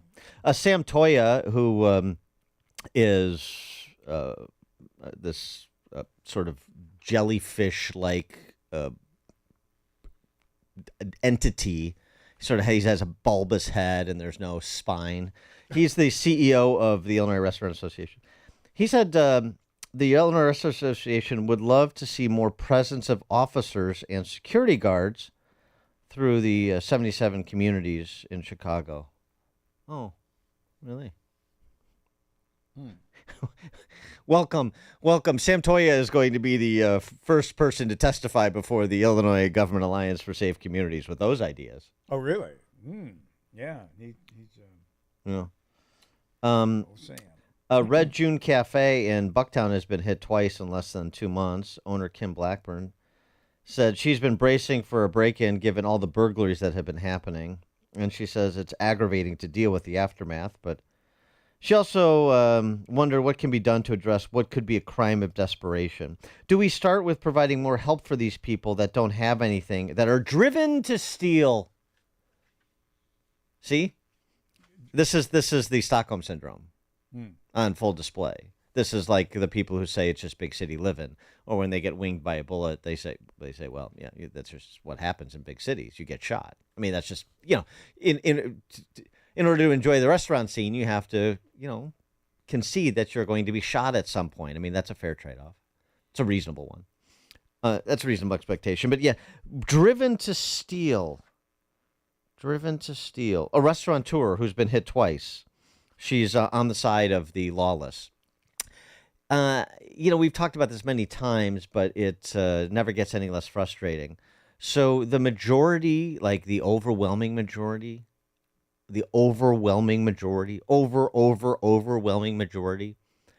of people in poor neighborhoods are law-abiding. So how is it that somebody is driven to steal when their similarly situated next-door neighbor is not? You asking me? Yeah. Hell if I know. Yeah. I mean, I agree. But it's like you're characterizing the perpetrator as the victim. Right, but at the same time, I think that the overwhelming majority of people who live in the high crime neighborhoods are not criminals. Right, I know. They absolutely are not. Right. But we so don't... how does somebody like this dim-witted restaurateur in Bucktown, does anybody ever ask that? Red June Cafe? I'd like to go in and just say, yeah, explain that. Explain to me how it is that 99% of people who live in pick a neighborhood, any neighborhood, are law-abiding, but the 1% are driven to steal by some outside force. How is that? Because I think there's probably that small percentage of people who are criminals, who are going to commit crimes, and if you don't police them, punish them, arrest them, punish them adequately, they're going to continue to do what they do. People think they can get away with most of these crimes. That's why they commit them, because they feel they can get away with them. And that seems to be the prevailing mood in Chicago right now among the criminals. We can drive to Bucktown, do what we got to do, street robberies, do carjackings, break into restaurants, and nothing will happen to us. We'll get a slap on the wrist and we'll be home that night. If we do get I know, arrested. but that's not being driven to crime. That's choosing crime because of laziness, because of lack of moral compass. But all these people that are similarly situated don't make that choice. But right. we don't focus on them. We focus on sort of coddling the person that decides to be a predator. Because there's money in it. There's money in it for people who live off crime, who support themselves with the whole criminal justice scam. I mean, people that supply baloney to the jail. I mean, they have an interest in this. I mean, crime is an industry, and they have this core group of criminals that they pretty much depend on to commit the crimes so that they have things to do. The NGOs I mentioned earlier, we're going to stop it. We're going to go after the root causes of crime. Never really addressing the root causes of crime. But they don't want to do that because they want the crimes to happen so they can continue getting those grants from people like Tony Preckwinkle, J.B. Pritzker, and Brandon Johnson. Oh, right. And it's a political cudgel that those same politicians use, right, to talk about the systemic racism here and the systemic racism there, and we have to revolutionize the criminal justice system in this way and that way, like eliminating cash bail and so forth. I mean, this is all the predicate for their, fevered dreams of creating heaven on earth. But the most distressing part of this whole scenario are those people that continue to vote these people back into office. They don't see the scam that's being run on the plantation. You got to run off the plantation at some point, Democrats. You got to run off and demand. I don't know if it comes from them or from the Republicans or from the Greens or whomever, but you've got to insist and demand accountable government that does things differently than what's being done in Chicago and Cook County right now in particular. Yeah, but I mean, I will bet you dollars to donuts that chick who owns the Red June Cafe in Bucktown is a dyed-in-the-wool leftist. Oh, and you know this. Sam Toya, the president and CEO of the Illinois Restaurant Association, is a complete toady of the Dem socialist power structure in the region and the state. That's why he's there. Exactly. That's why he's there. Exactly. Rusty in Rosemont, you're on Chicago's Morning Answer. Hey, good morning, Dan and Charles. Always enjoy when you're on. I'm Thank just curious what your thoughts are on why the Republicans don't do more of this dirty politicking and have the NGOs and whatnot. Thanks for the call, Rusty. Well, Dan, you've got more experience with Republicans than I do. Fortunately. Maybe you can answer that question. Why don't they? Because it seems, well, first of all, a lot of them are part of this game. Oh, 100%. Yes. I mean, yes. Keep that in mind. Yep. Particularly in Illinois. They're the junior partners to the scams. Yeah. You don't see them because they get some table scraps and then they fall in line, and they behave as good housebroken Republicans pretending to be the opposition party. You've got a lot more people downstate who can see the scam and who recognize it, and they speak out against it. But up here in the Chicago area, in the suburbs and such, you got they're in on it. They're in on this scam. Right, because they can't scale it the way the left has because they're not in charge of anything and really haven't been for a long time. And even when they were, they really weren't. I mean, as Charles rightly said, I mean, or John Cass talks about the bipartisan combine. That's a real thing. That's a very real thing. Tony, Southside. Good morning, Dan and Charles. Good morning. I love hearing you on the show. I mean, you're a bright spot in a gloomy day. Anyway, I hate to do this to you, though, Charles, but I need to correct you. You were saying that there's a lot of people making money off of this crime, such as the people that supply the goods to the prisons, such as the bologna and things of that nature. I need to point out that I am the bologna king of Chicago. Okay, Abe Froman. Yeah, like Abe Froman. I took over his sausage as well. Mm-hmm. However, sausage. However, I want to let you know that we're down. We're down in terms of numbers, in terms of what we're selling to the prisons because there's nobody in prison anymore. Oh, yeah, you're right. I'll let you know. Yeah. Okay, you guys have a great weekend. Great 4th of July. Happy Independence Day. They're not in prison, but they're on those. A lot of them are on those bracelets. Those ankle bracelets, and I'm telling you, man, that there's a lot of money in that. Monitoring the ankle bracelet and sending officers out to check on the jobs. People wearing the jobs, man, and people making the bracelets, the ankle bracelets. Oh man, the money's still flowing. Believe me, might not be going as much to baloney anymore, but it's going to technology. They're finding ways to spend money in the criminal justice system, even with a lower count behind bars. My baloney has a first name. It's Toni. My baloney has a second name. It's Preckwinkley. I like to listen to her every day. And if you ask me why, I'll say. What do they call that? Spontaneous rap? Yeah, yeah. I'm just freestyling. I'm freestyling over here. I'm freestyling over here. Yeah. Well, but you made this point many times, including on this show. Well, that was what Toni Preckwinkle ran on, was emptying the jails. Absolutely, and she's done it. Done a heck of a job, Tony. Tell you what, you definitely emptied that Cook County jail. I can remember they had 11,000 people in their jail. I remember she got it down at one point to around 5. I mean, cut it in half, man. And those people are out walking the streets, doing a lot of the things that would get them into the jail, 10, 15 years ago. Well, but I was having this conversation with a friend last night. But Eileen, O'Neill, O'Malley, Madigan, Cullerton, Daly, Burke, who have I left out? The putative incoming state's attorney, unless Bob Fioretti can shock the world. Good luck.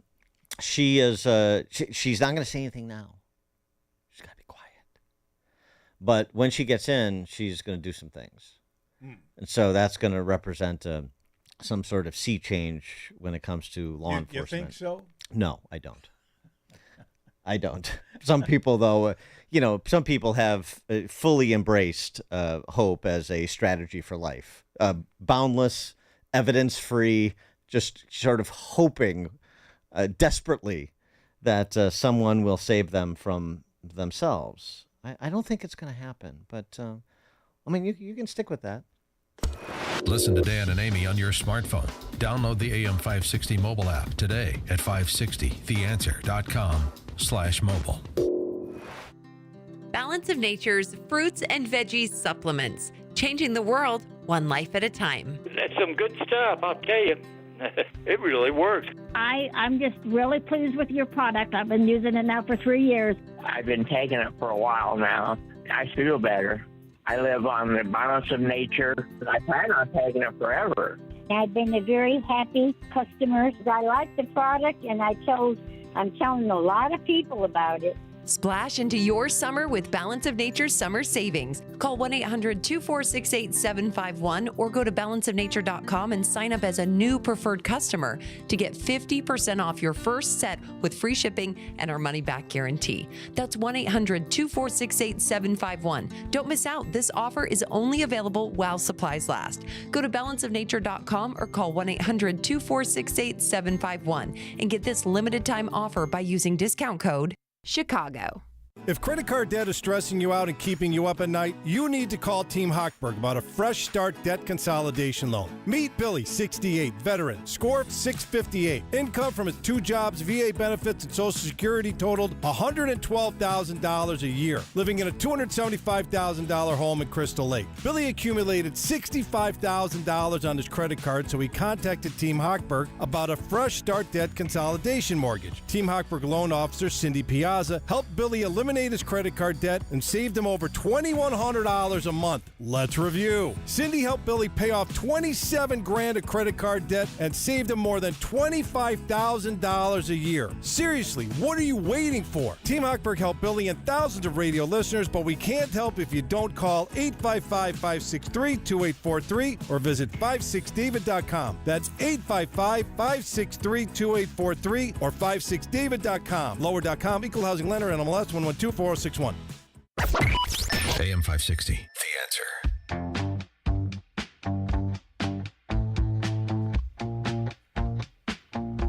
All right, coming up at 6:36, we have the real professor, not me, Professor Jonathan Turley, George Washington law professor and Fox News contributor, of course, everyone knows. Jonathan Turley to talk about the SCOTUS decisions, and he's got a new book about, the First Amendment, that old thing. Professor Jonathan Turley at 6:36. Now we check the headlines from Mike Scott. 73 degrees at 6:31. The White House claiming President Biden is fit to serve. Following last week's disastrous debate performance on Tuesday, Press Secretary Karine Jean-Pierre was grilled about Biden's health. The president had a cold. He had a hoarse voice. You all heard it. That's why you reached out. But I will say this, and the president said this over the past couple of days, certainly right after the debate. He knows how to do the job.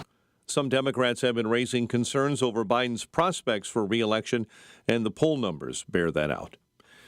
The Supreme Court has decided not to hear a case whether social media sites should be held responsible for what their users might say. The case involves a Texas teen reportedly groomed by his science teacher over Snapchat. His family sued the platform, saying the site enabled the abuse. The Department of Homeland Security says 116 Chinese migrants crossed the border illegally and now have been deported back home. The department saying it put the illegal migrants on a chartered flight over the weekend. It also says it continues to work with China to deter irregular migration and human smuggling. Jamaica bracing for Hurricane Beryl. The National Hurricane Center's latest update predicts that storm will pass over or near the island nation later today. Beryl has already claimed 7 lives after devastating Grenada and St. Vincent and the Grenadines. Prime Minister Ralph Gonsalves. We have a major setback, and our task is to turn that setback into an advance. The storm is next expected to strike Jamaica and the southern half of the Hispaniola Island, containing the countries of Haiti and the Dominican Republic, with 145-mile-an-hour winds. This morning, out of Hollywood, Oscar-winning screenwriter Robert Towne has died. Towne won an Academy Award with the 1974 Jack Nicholson classic Chinatown. It was nominated for 2 more films in the 70s, Hal Ashby films Shampoo and The Last Detail. Robert Towne was 89. Illinois State Police continue investigating 2 shootings along I-55 near I-94 this morning. State Police shut down the ramp at I-94 southbound to 95th at Stony Island.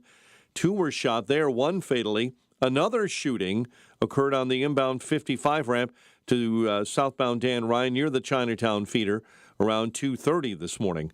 1 person was shot and transported to an area hospital in unknown condition. Governor Pritzker set to be in Washington, D.C. today. The governor set to meet with President Biden and other Democrat governors at the White House. Multiple reports say that meeting was scheduled by the governors to discuss their concerns about President Biden following his poor debate performance last week. Cubs lost to the Phillies 6-4 at Wrigley Field, while the White Sox lost to the Guardians 7-6. The Fire hosts Philadelphia at Soldier Field tonight. The news, a service of Valdecast Windows for discerning homeowners looking for high quality and professional level window replacement. Contact Valdecast Windows, your award-winning Platinum Elite Pella certified contractor. Visit Valdecast.com. And a check of traffic and weather on the way next on AM 560. Windy City Safes in Niles wants to help you celebrate America this summer by giving away a Liberty personal home safe. Enter to win from now until the 4th of July at 560theanswer.com/safe. That's 560theanswer.com/safe. And make sure to stop by Windy City Safe's showroom at 7310 North Milwaukee Avenue in Niles and receive a free American flag to display in your home or business while supplies last. Balance of Nature supplements, changing the world one life at a time. My name is Dr. Zhang. I'm a doctor of podiatric medicine. My name is Todd. I'm a paramedic firefighter. I've been on the job for 28 years. My name is Dr. Peter Munda. I'm a chiropractor in New York, Long Island. I've been taking Balance of Nature for 23 years. I love Balance of Nature, and this is definitely a product that I would recommend to other people, and I'll never stop taking it. How many 70-year-old pictures you know? As far as Balance of Nature goes, I'll keep taking this stuff until the day I die, you know? I'm almost 55 years old, and because I have so much vitality, I can really enjoy the great outdoors. Our bodies are kind of like machines. If you do not give the machine the proper nutrition, it's not going to work very well. Simple as that. Splash into your summer with our summer savings. Go to balanceofnature.com and get 50% off your first set as a preferred customer by using discount code Chicago. They're Trump's most diehard fans in the front row at every Trump rally. You had to love the United States of America. You had to support Mr. Donald Trump's re-election. Trump's Front Row Joes is the new 2-part documentary offering the first inside look at the men and women standing shoulder to shoulder with Trump in the greatest political movement in American history. The kind of basis for all the rallies, there's like dead fans. Like-minded people following their hero all around the country, exhausting their bank accounts, camping out for days in the freezing cold and scorching heat to support Trump's re-election and make America great again. The Front Row Joes are very successful, incredible people. Trump's Front Row Joes, from executive producer Sean Spicer, former White House press secretary and communications director for President Donald J. Trump. Friendships I've made over the years as a Front Row Joe, it's probably the best part of it. Don't miss Trump's Front Row Joes. Watch it now. Go to salemnow.com. salemnow.com. Don't let a cold, sinus infection, or allergies ruin your day. Breathe easier, sleep better, and feel healthier with Navage. Visit Navage.com, Walmart, Walgreens, CVS, or a store near you. 6:38. Team Hochberg Traffic Center time. 2 major trouble spots. Stony Island feeder southbound shut down between 95th and the Bishop Fort, all due to a much earlier crash and shooting that occurred around 2:30 this morning. Reports of 1 dead and 1 injured there. And a shooting and crash investigation continues on the inbound Stevenson between the Dan Ryan and the Chinatown feeder. It's all on the inbound side. A fatal shooting investigation. Traffic diverted off onto the inbound Dan Ryan. And the inbound Dan Ryan itself is a mess between 43rd and the Stevenson. Already 23 minutes in 95th into the circle. Traffic, a service of Macy's Backstage. Shop Macy's Backstage today for amazing deals on everything you need for summer. Get low prices every day at Macy's Backstage. Find a store near you at macysbackstage.com. Off price, on trend, arriving daily. Chicago's Morning Answer with Dan and Amy continues next. Now, your official Chicagoland weather forecast. Showers crossing the area this morning. Clouds and sun later today, high 89. Partly cloudy and humid overnight. The AC will kick in with a low of 72. Clouds and sun on the 4th of July. Thunderstorm in spots in the afternoon and a high of 85. Cloudy and 74 at O'Hare. Light rain at Midway, 75. Your next news update is at 7. Chicago's Morning Answer continues next on AM 560, The Answer. Now, from the Signature Bank Studios. Only the biggest stories, only the biggest guests, and only the biggest opinions. This is AM 560, The Answer. Top of the morning, Dan, and in for Amy this morning is former ABC 7 political reporter Charles Thomas. Hello there. And Charles, we discussed in some detail with Professors Richard Epstein and Randy Barnett yesterday the Supreme Court cases, specifically the presidential immunity case. But we've also, over the last couple of days, had a deep dive on the Chevron decision as well as the Sarbanes-Oxley 1512 J6 case. Some momentous decisions in the closing days of the term. And the reactions from the left to this presidential immunity case, because, of course, their myopia got the best of them. They're just focused on Trump. They have no consideration for precedent setting in their pursuit of Trump, including with respect to presidential power and the ability of the executive to exercise his or her Article 2 powers. Instead, we get hysterics. Rachel Maddow providing a good example of what I'm talking about. Donald Trump and his counsel asked for this 100% absolute immunity thing, which was insane, I would say they got 105% of what they were asking for. They got immunity from this court, despite some of the language in Justice Roberts' ruling saying that there was some measure of humility or some measure of restraint. The practical impact of what they have done is to give Trump immunity that even he and his counsel did not ask for. And given that the hypotheticals over the course of these arguments, as you rightly pointed out, included things like, can the president assassinate a rival? I think we have to look at the Supreme Court's affirmative answer to that. Yes, you can. With as much seriousness as it deserves. I mean, this is a death squad ruling. This is a ruling that says that as long as you can construe it as an official or quasi-official act, you can do absolutely anything, and never be held accountable, not only while you are president, but forever. Yeah, I think we have to give those comments the seriousness they deserve, too. Incredible. It's as though these people don't understand. They have no respect for the country or its future. And it's mind-boggling to think that they've abandoned all reason because they hate Donald Trump so much. For more on this, we're pleased to be joined by Professor Jonathan Turley. Of course, you know him, columnist, television analyst, Shapiro Chair for Public Interest Law, George Washington University Law School. He's got a new book, The Indispensable Right, Free Speech in an Age of Rage. Professor Jonathan Turley, thanks so much for joining us. Appreciate it. Thank you. It's great to be with you. I'm a native son of Chicago, so it's always good to hear Chicago voices. That's right. You are. Did you go to high school here? I did. I went to Quigley North and then Latin. There you go. And I also went to Northwestern and U Chicago. All right. Very good. I also went to Northwestern for undergrad, but I'm ashamed that I did, so I don't talk about it very much. So with respect to Rachel Maddow, is she got her finger on the pulse of it? We're going to have an endless reign of Pinochets now because of that Supreme Court ruling? No, it's really still chilling to see how the opinion has been distorted.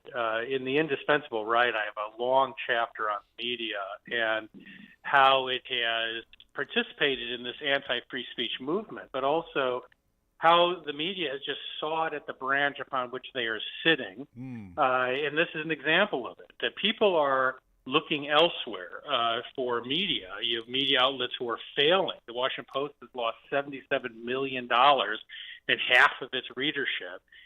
And this is why no one reading the opinion would come to that conclusion. And that's the reason it was also, I wrote a column yesterday, chilling to see an address from the White House by President Biden making the same misrepresentation, saying that there was now no limits on presidential power. That is absolutely untrue. The court adopted the middle option here. It rejected the extreme arguments on both sides, and everything that Maddow said is just clearly contradicted by the opinion itself. And now the Trump appeal of the Manhattan conviction on the basis of this decision. I mean, we spoke about it with, as I mentioned, Epstein and Barnett yesterday, and I mean, it seems pretty clear that those are private acts that would not be covered as by this opinion. So why does it take Merchan the better part of 2 months to offer to do the sentencing hearing as he takes up this argument that Trump's legal team is making? This seems to me like it could be dispatched pretty quickly, and you can move to the sentencing hearing pretty quickly. Do you sense anything awry with pushing it off past Labor Day? Well, I'm surprised by the late date. The Merchan hearing really proves the lie because this is an example where presidential conduct is unlikely to be treated as protected. It's going to be treated as private conduct. The court laid out 3 different sort of baskets in which you could place presidential statements or conducts. One is the core constitutional conduct that's absolutely protected. And by the way, the opposing counsel from the Supreme Court accepted that. There would be some clearly absolutely protected areas. The second group are official functions that are being challenged, that are on the periphery, and those have merely a presumption of immunity that can be rebutted. And then the third basket is private conduct, which has no protection. That's very different from what you heard from the president and what you heard from Maddow. And Sotomayor's dissent, which was, basically like 5 degrees cooler than what you heard from Rachel Maddow and others, it called to mind, that's been recirculating, a letter that was written by none other than Larry Tribe of Harvard University to one President Obama, urging him to not nominate Sotomayor. If you were to appoint someone like Sotomayor, he wrote, whose personal history and demographic appeal you don't need me to underscore, I'm concerned the impact within the court would be negative in these respects. Bluntly put, she's not nearly as smart as she seems to think she is, and her reputation for being something of a bully could well make her liberal impulses backfire and simply add to the firepower of the Roberts, Alito, Scalia, Thomas wing of the court. That seems almost prescient at this point. Yeah, I was really disappointed with the dissent by Sotomayor. It was hyperbolic and it lacked substance as opposed to soundbite. But unfortunately, the dissent really didn't take the lead from the majority and work through the implications not only of the majority's view, but their view.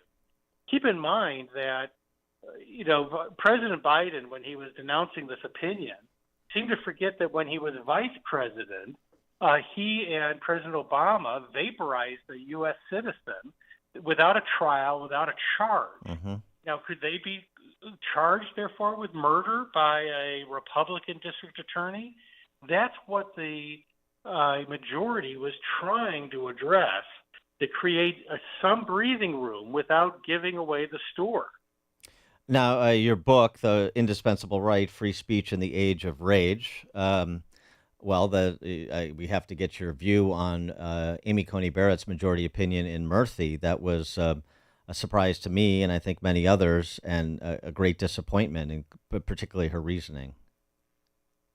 Well, it was a disappointment in both the internet cases. There was a bit of a punt by the court, and it's not uncommon for the court to take exit ramps. But the concern that many of us have is that this will be viewed as a green light for those that are pushing for greater censorship, including the president. In the Indispensable Right, I go through all of our periods of rage. This is not our first age of rage. And the first victim is always free speech. And the book looks at why we're still struggling with free speech and why this is the most dangerous anti-free speech period in our history. And the reason is that we've never faced this alliance of academia, the media, corporations, and of course the government. That has never aligned in this way, and the result is an unprecedented system of censorship that a federal judge called Orwellian, and he was right. And this president is, in my view, the most, and I make this point in the book, is the most anti-free speech president since John Adams. I mean, President Biden has been relentless in pushing for censorship, even saying that companies that didn't censor opposing views were, quote, killing people. Right. I mean, the use of misinformation to be illiberal, as a sort of your facade to be illiberal. And some of the statements just in recent days we were discussing, the statement from former Atlanta Mayor Keisha Lance Bottoms that the Atlanta Journal-Constitution was engaged in election interference for writing an editorial that Joe Biden should step aside, like the New York Times did, like the Chicago Tribune did. So now Now an editorial that opposes the prevailing view of the left is election interference. The Atlanta Journal-Constitution editorial board are ostensibly insurrectionists. Right, and that, of course, is the new nomenclature on the left. And one of the things that I say in The Indispensable Right is many of these arguments for silencing others are not new. Some of the same terms were used at the beginning of the Republic, things like fake news and this type of disinformation. All of those were rationales used for censorship. There's nothing new about these claims. It's just that they're suggesting that somehow we've never faced these issues. But I think that the point of Indispensable Right is to try to, this is a book 30 years in the making, and I didn't want to finish it until I could suggest a path forward to restore free speech in the United States, but also to try to understand why it is we're still struggling with this right. We all agree it's indispensable, as Justice Brandeis said, but not why. And the reason, I think, is that there is a type of original sin in the American Republic. When the First Amendment was written, many of the framers believed that free speech was a natural right. It didn't come from the government. That as human beings, we're hardwired for free speech. We need it to be complete. And that view really led to the revolutionary language of the First Amendment. And it's still revolutionary. There are law professors, including a colleague of mine, who are leading a movement to amend the First Amendment. She says that the First Amendment is excessively individualistic. She's been lionized by the media. They've praised this effort to amend the First Amendment. There are books out there who are saying that the First Amendment is harmful, that we have to move beyond free speech. That's the crisis of faith that the book talks about. And if we're going to get to this new awakening of citizens to understand what's at risk here, we're going to have to reemphasize what was the original purpose of the First Amendment, that this is a natural right. It's not there just because it's useful. It is essential for being human. Yeah, and it's really interesting to watch, too. We talk about the possibility of boomeranging and the short-sightedness of so many of these political gambits by the left. It's the same thing. I mean, the members of the Fourth Estate who want to curtail the First Amendment, and they don't have any idea that if the power structure changes at the federal or particular state level, that this could someday boomerang back on them. They could find themselves on the wrong side of the gulag's bars. Well, that is, most of these periods show that same short-sightedness.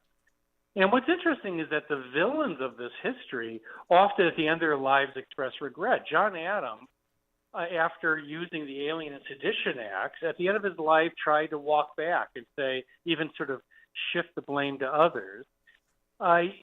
People have this morning after regret as we go through these pendulum swings. And I go through each of these periods to tell the story of American free speech through the personalities and periods that shaped it.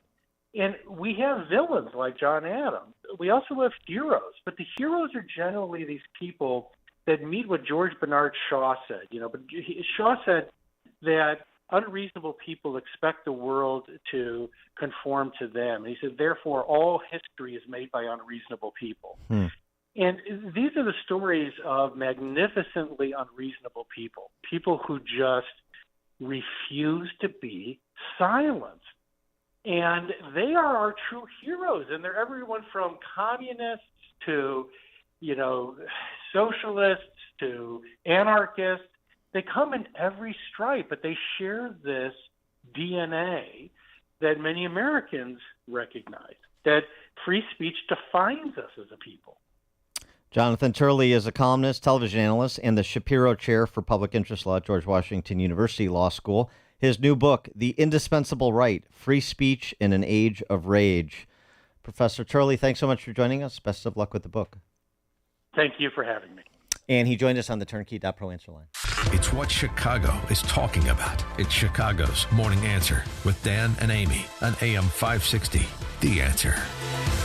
When you're in chronic pain, You're miserable to be around, and so are the people who have to watch you suffer. So stop it. Do something about it. Now's the time to be proactive and take care of yourself. And there's another solution other than surgery or drugs. Call QC Kinetics. QC Kinetics, they have a cutting-edge treatment that revitalizes your joints with your body's own healing process. So if you have arthritis or if you're in pain in your knees, hips, shoulder, back due to an injury, you need to call QC Kinetics today for a free consultation and get your life and mobility back. You know, I've been to one of their clinics. I met a few of their customers. They were smiling from ear to ear, so happy to have their mobility back, pain-free, without surgery. They have locations all across the Chicagoland area, including new locations in Crystal Lake and Gurnee. Call for a free consultation, 312-809-5955. That's 312-809-5955, 312-809-5955.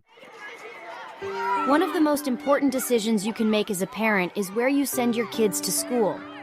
But these days, it's never been harder to know which school is best. Public schools have changed a lot, and you might be thinking about sending your child to a private Christian school. But you also know that private school can be expensive, and in this economy, you might think it's not an option. Well, think again. With halfpriceschools.com, you can purchase tuition vouchers for half the price of normal tuition for private schools. For nearly 10 years, halfpriceschools.com has helped families from all over Chicagoland make the dream of private school a reality. And that can be the reality for you and your child too.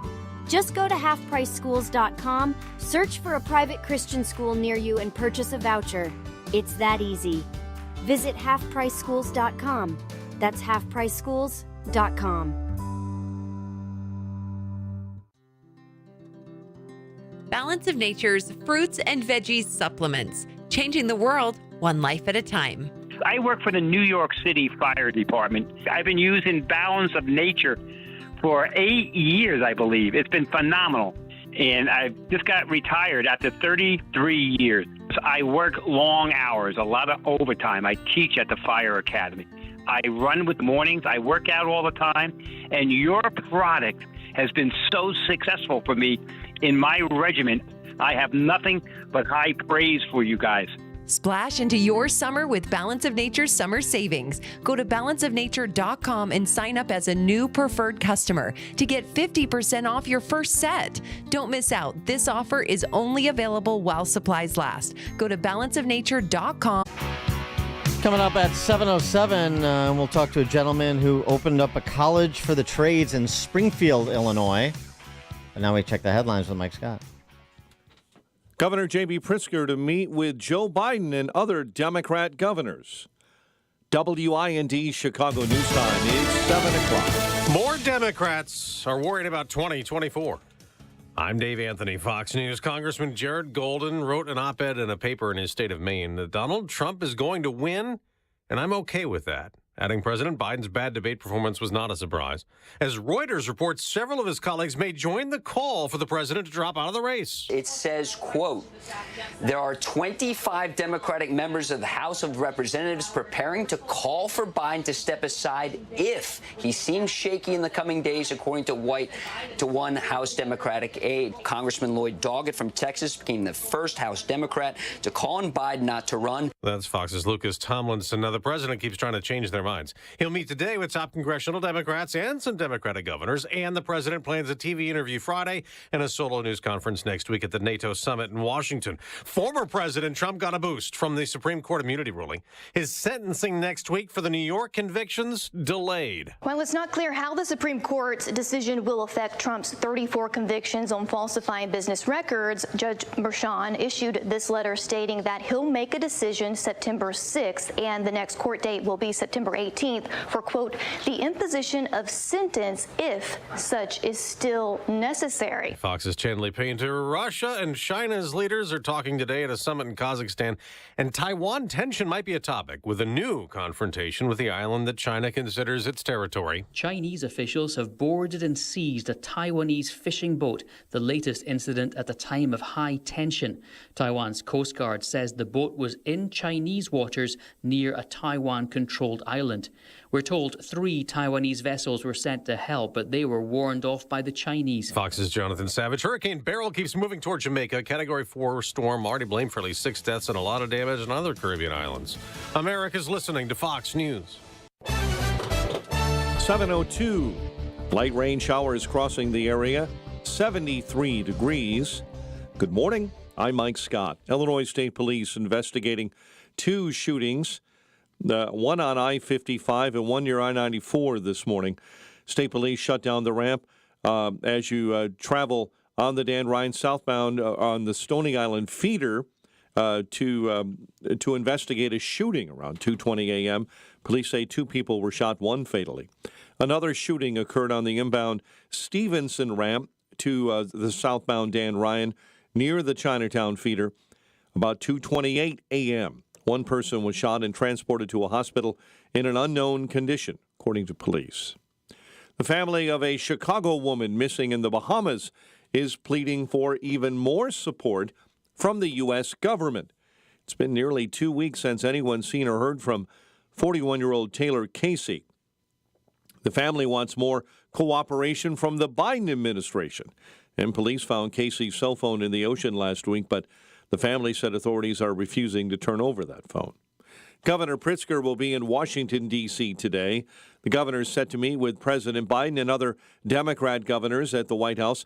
Multiple reports say the meeting was scheduled by a group of Democrat governors to discuss their concerns about the president's disastrous performance.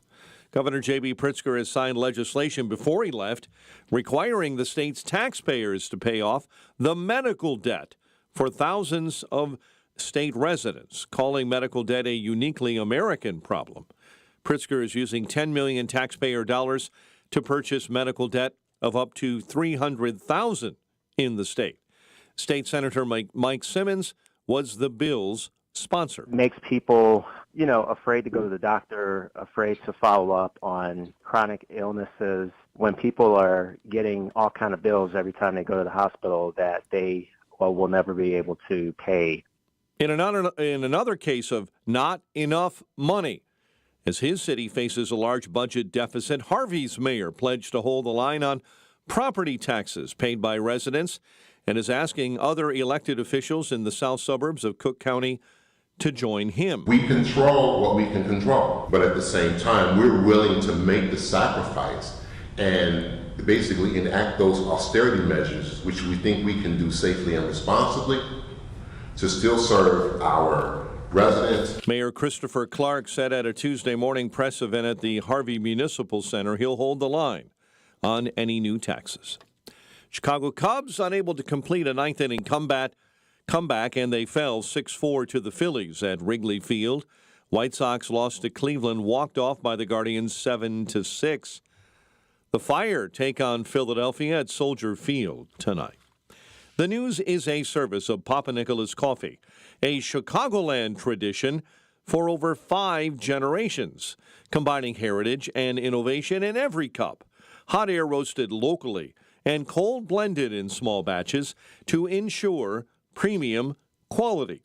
Online at papanicholas.com. A check of traffic and weather on the way next on AM 560. Windy City Safes in Niles wants to help you celebrate America this summer by giving away a Liberty Personal Home Safe. Enter to win from now until the 4th of July at 560theanswer.com/safe. That's 560theanswer.com/safe. And make sure to stop by Windy City Safe's showroom at 7310 North Milwaukee Avenue in Niles and receive a free American flag to display in your home or business while supplies last. Are you turning 65 and thinking about Medicare? Or are you over 65 and haven't enrolled yet because you still have coverage at work? Either way, Medicare done correctly will be the best health insurance you will ever have.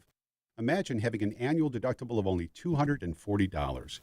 There are only 2 good things about aging, wisdom and Medicare. But to navigate the Medicare maze properly, you need a mentor. Best part, my guidance cost you nothing. Call me. I can help. If you're tired of calling a bureaucrat at an 800 number to help you navigate Medicare, then you need a local expert on your side, your own health insurance mentor. C. Stephen Tucker from healthinsurancementors.com is someone I know and trust. He's a 30-year licensed broker who's been educating our listeners for more than a decade. Steve, how can our listeners get in touch with you? Thanks, Dan. They can visit healthinsurancementors.com or call me directly at 630-674-1551. That's 630-674-1551. If you had $1 million in 2009, today it will be worth less than $700,000. That's the effect of out-of-control government spending shrinking your hard-earned dollars, and it's why central banks and savvy investors are buying gold. For thousands of years, gold has withstood war, famine, and economic downturns. It's been a stalwart hedge against inflation and hyperinflation. And the company I, Buck Sexton, trust to help you diversify into gold is Birch Gold Group. For 2 decades, Birch Gold has helped concerned Americans convert an existing IRA or 401k into a tax-sheltered IRA in physical gold. And the best part, it doesn't cost you a penny out of pocket. With an A-plus rating from the Better Business Bureau and tens of thousands of happy customers, you can trust Birch Gold, too. To learn more, text the word PROTECT to 989898 and get a free, no-obligation info kit on gold. Again, text PROTECT to the number 989898 to protect your hard-earned savings today. Conveyors keep your products moving, but when they break down, it can cost your company time and money. If you need help with conveyors, call a company that has the expertise and capability to help. Hi, I'm Dave Van Camp, president of Vans Industrial. I've got over 40 years of personal experience in dealing with conveyors and their related parts. At Vans, we install and maintain all types of conveyors, including screw conveyors, belt conveyors, drag conveyors, and bucket elevators. And if you need related conveyor chutes, drives, guards, or dust collection, we can design and install all of these components for your conveyor system. Vans uses only the best and safest union-trained mechanics insured at the highest levels to perform the job right. Call 833-VANS-IND to schedule your conveyor inspection today. That's 833-VANSIND. Visit them online at vansindustrial.com. That's VANSindustrial.com. Vans Industrial, working safe since 1964.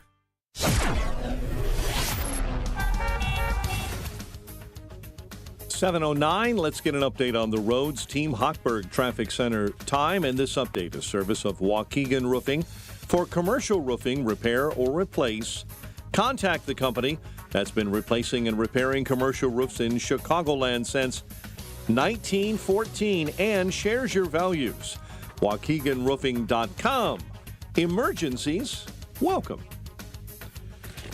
On the roads this morning, 2 major trouble spots. Stony Island feeders southbound between 95th and the Bishop Ford. Merge remains shut down due to a crash and earlier shooting investigation that left at least 1 dead and 1 badly hurt. Jane Addams has an accident, left lane blocked. It's a bad accident westbound just west of Route 59. And the Stevenson right now is shut down between the Dan Ryan and the Chinatown feeder, all due to a fatal shooting investigation. All traffic being diverted off onto the inbound Dan Ryan for now. Chicago's Morning Answer with Dan and Amy continues next. AM 560 Weather Center forecast. A shower early this morning, otherwise clouds and sun, high 89. Currently, light rain at Midway, 75. Clouds everywhere else, 74 along the lakefront. Your next news update, 7:30. Chicago's Morning Answer continues next on AM 560, The Answer.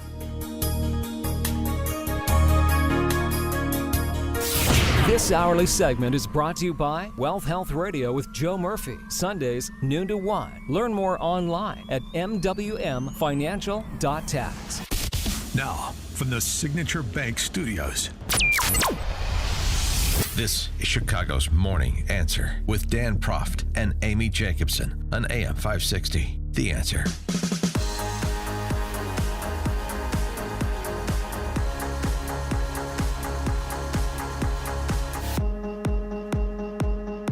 Top of the morning, Dan, and in for Amy J. ABC 7 political reporter emeritus, Charles Thomas. It's 7-11 and I'm still here. There you go. This is an interesting story. There may be a college in Illinois that I could actually recommend you send your kids to. I'm not sure I can at present. I'd really have to think about it. Certainly not my alma mater. Is there a college I could recommend? I don't know. I'm going to have to do some real soul searching on that. But there's a college coming online that certainly sounds like something I could recommend. It's going to be called San Damiano College for the Trades. It is being opened by a former dean of students at Wyoming Catholic College, which actually is a college I could recommend. You know, one of these small liberal arts colleges that a handful of, the Grove Cities and others like that are good options. And it's located in Springfield, Illinois. Why is it in Springfield, Illinois? Because there was a college there that closed in 1972. It was called St. James Trade School. It's been shuttered for 52 years, and now Kent Lesnowski is going to breathe new life into it and open San Damiano College for the Trades. This is really interesting, too. Wait until we get into the details of how this college is going to operate. We're pleased to be joined by the aforesaid Kent Lesnowski. Kent, thanks for joining us. Appreciate it. Hey, thanks for having me on. This is great to be here today. So give us the vision for San Damiano and how you settled, if you had this idea of opening your own institution of higher learning, how you settled on Springfield, Illinois, and this place. Sure. So the mission is to cover the dignity of work and train people to be responsible in the way that they integrate that work into the whole of their lives led for the kingdom of God and for the sanctification of the world. So the way we do that is by combining character and intellectual and spiritual formation with training in trades. And we do that also by focusing on one of the main character areas that typical college doesn't work on, and that's fiscal responsibility. You go to a typical college and your immediate model is, hey, let's take out a bunch of debt. Mm-hmm.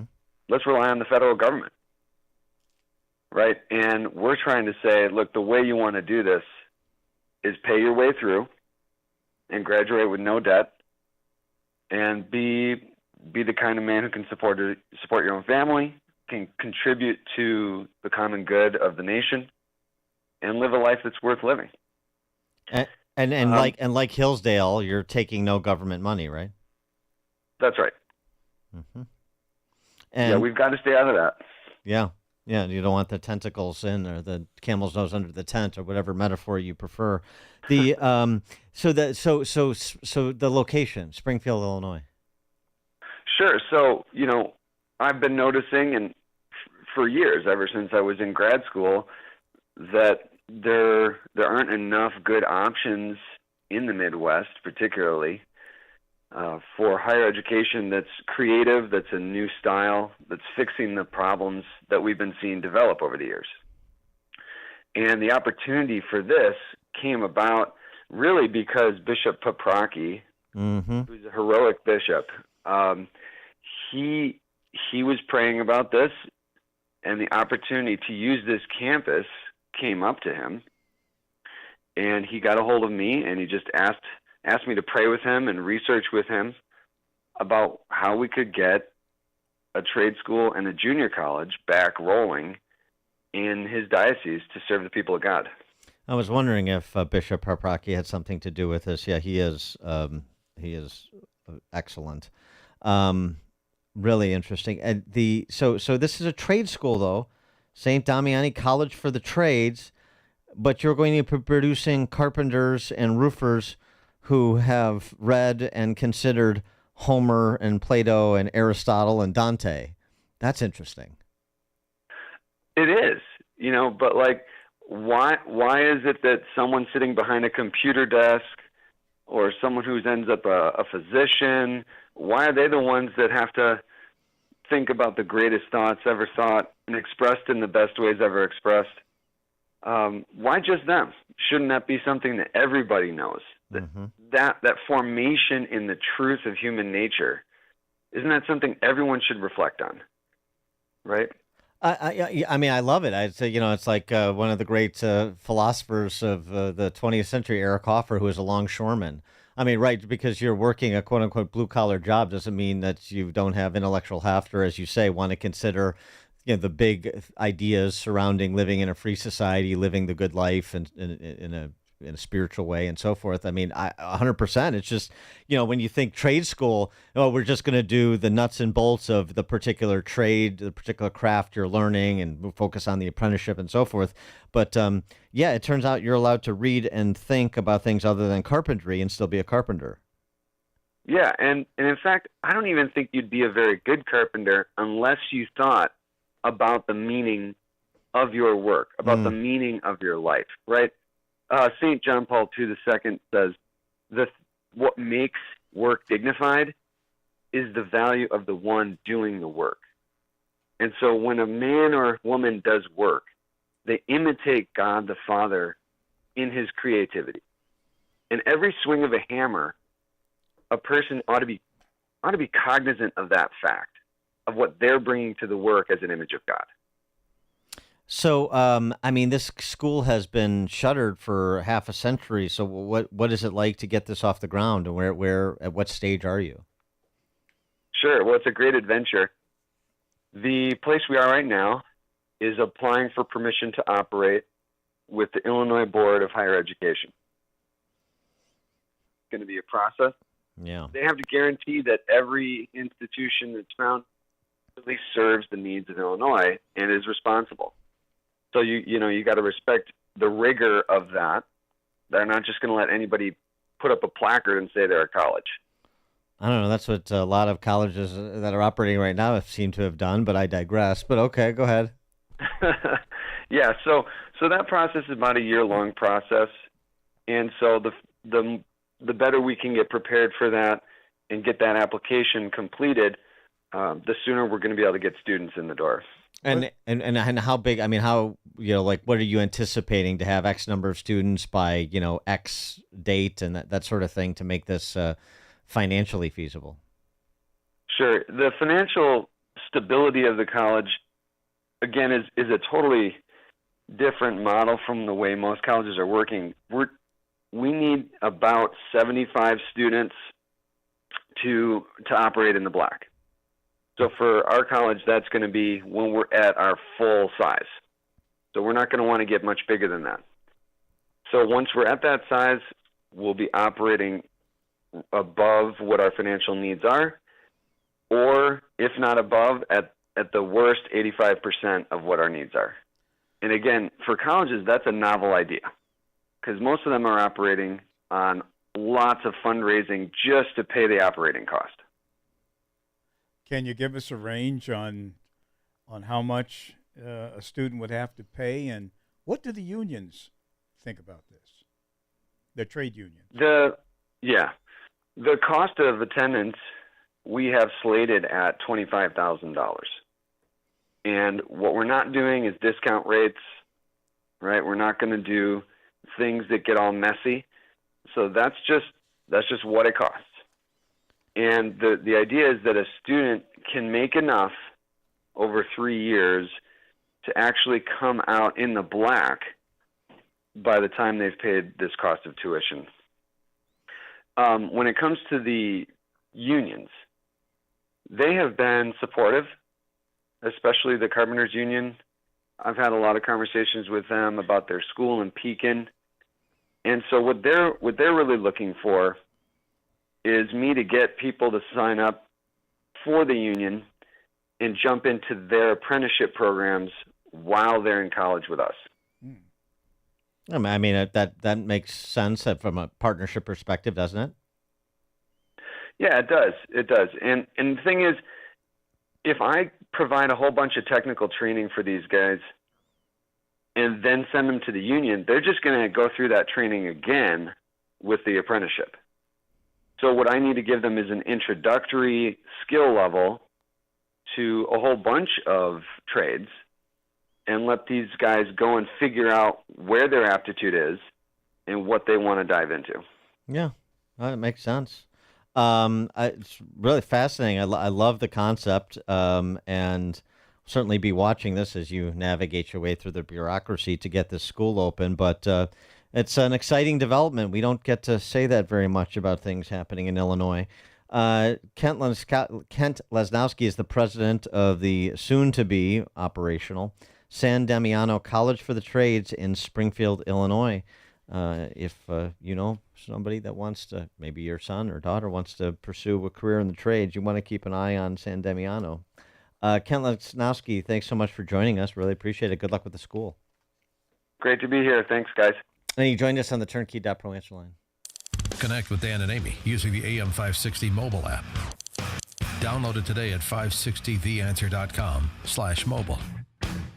Honey, what are we going to do with your grandparents' old coins and jewelry? I'm pretty sure they're worth some money. You've been saying that for years. Okay, how about PGS Gold and Coin? They're the best when it comes to selling family valuables. And you know this because... PGS, when it comes to your valuables, they're the best. Do that again. PGS, when it comes to your valuables, they're the best. Isn't that the place Jeff sold his grandmother's jewelry when she passed? Yep, he checked out pgsgoldandcoin.com and found tons of positive reviews. He was blown away by how much he got. Do you? Oh, you're already on the site. Almost. pgsgoldandcoin.com. PGS Gold and Coin, the upscale way of selling your coins, jewelry, diamonds, and collectibles. Family owned and operated for over 14 years. Rated A+ by the Better Business Bureau, now with 4 Chicagoland locations. And they make house calls. 888-416-2701 or pgsgoldandcoin.com. PGS. When it comes to your valuables, they're the best. If you're often feeling tired, lacking motivation and drive, gaining weight, or noticing a loss of muscle mass, these could all be signs of low testosterone. Don't wait, find out. At Low T Center, they make it easy to get your levels checked. It's just a simple blood test. And with their on-site lab, you get your results back in about 25 minutes. Low T Center is not a typical doctor's office. Their physicians specialize in treating low testosterone with customized treatment for each patient. The experts at Low T Center have more than a decade of experience helping patients achieve life-changing results, and most health insurance is accepted for treatment. For established patients with stable T levels, they also offer a convenient physician-monitored self-inject treatment plan that ships directly to your home each month, so there's no need to come in for weekly visits. And at Low T Center, your BMI and health can also be evaluated for treatment with prescription weight loss medication. So get back to your best. Do that by going to lowtcenter.com to book your appointment today. That's lowtcenter.com. Low T Center, reinventing men's healthcare. Come on with this, people. Move it! Did you really think you could make that company deliver yourself? Oh, I cannot handle any more traffic. You could be getting much more done at your place of business. I've wasted 45 minutes and now this place is gonna close. Time is money. Let Quick Delivery Service take on the traffic hassle for you. They'll deliver almost anything, from large pallets of materials to important documents, or both. No forms, no labels, no scanning. Just tell Quick Delivery Service where it's going, they'll pick it up, and get it to your destination quickly. Your cargo delivery is tracked in real time with GPS. Notifications are delivered right to your inbox. Visit QuickDelivery.com. That's QuickDelivery.com. Or you can deliver like this. Seriously, another train? Or get your delivery there on time with QuickDelivery.com. Or call 847-534-2244. 847-534-2244. Can peace of mind fit into just 3 fruits and 3 veggie supplements? Yes. We start by sourcing the best fruit and vegetable ingredients. We ensure that all our produce meets our rigorous standards in order to give you the highest quality product possible. They are then washed, cut, and put through an advanced vacuum-cooled process that removes the water using pressure. We then take great care in grinding them into a fine powder. These powdered ingredients are then mixed and encapsulated, locking out air and moisture. The capsules are then bottled and shipped right to your door so you can experience your own personal Balance of Nature success story. I've looked at other supplements out there, and they don't have what Balance of Nature has. Balance of Nature really was the game changer. I'm serious, it works. Splash into your summer with our summer savings. Go to balanceofnature.com and get 50% off your first set as a preferred customer by using discount code CHICAGO.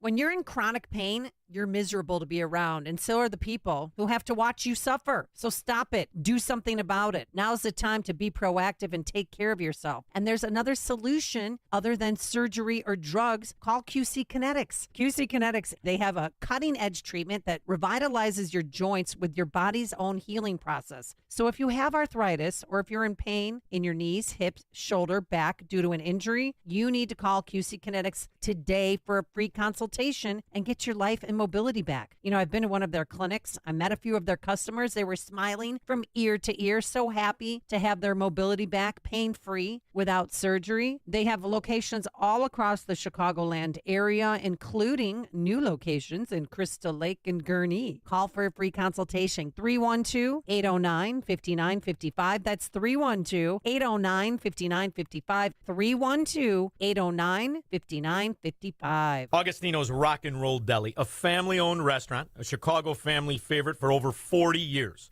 Why? Because they're known for sub sandwiches the size of your forearm. No joke. Their 6-inch sub has more meat and cheese in it than any foot long in an Irish neighborhood. These sandwiches are iconic, famous for their homemade Italian beef, meatballs, burgers, and of course, delicious Italian subs loaded with mortadella, cabagol, salami, provolone, and their own secret sauce called Love Potion No. 9.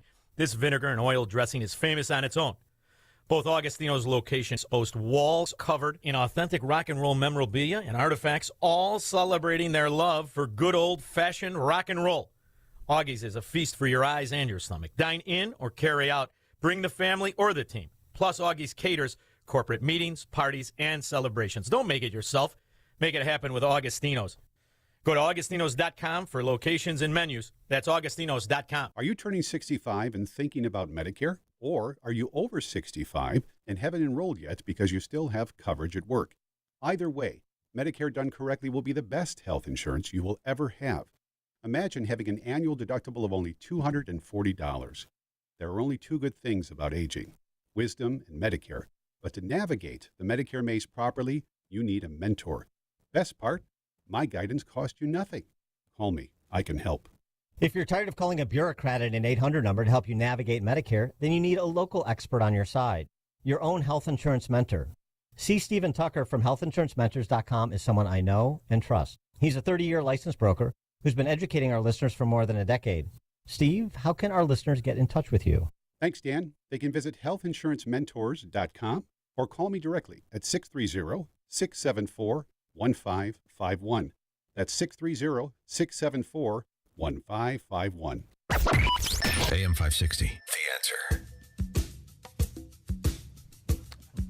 Here's a line, quote of the day over at Unleash Prosperity. These have been the worst 4 days for the Democratic Party since Lee surrendered at Appomattox. Oh, boy. Pretty good. Yeah, that's good. Speaking of Unleash Prosperity, we'll be speaking with Stephen Moore of Unleash Prosperity, economist, Govzilla author. We'll talk, obviously, the Chevron decision and its impact on American innovation, for starters. That's at 7:37. Now we check the headlines with Mike Scott. At 7:30, former President Trump's sentencing in his New York hush money case. It's being postponed until September. The lawyers asked for more time to go over any potential impact from the court's immunity decision. A second Democrat lawmaker openly declaring a lack of faith in President Biden's campaign. After Biden's poor debate performance last week, Texas Congressman Lloyd Doggett became the first congressional Democrat to officially call on Joe Biden to step down. A new poll takes a look at possible Democrat replacements and how they would fare against former President Donald Trump. According to a new poll, only one Democrat can beat former President Trump in the November election.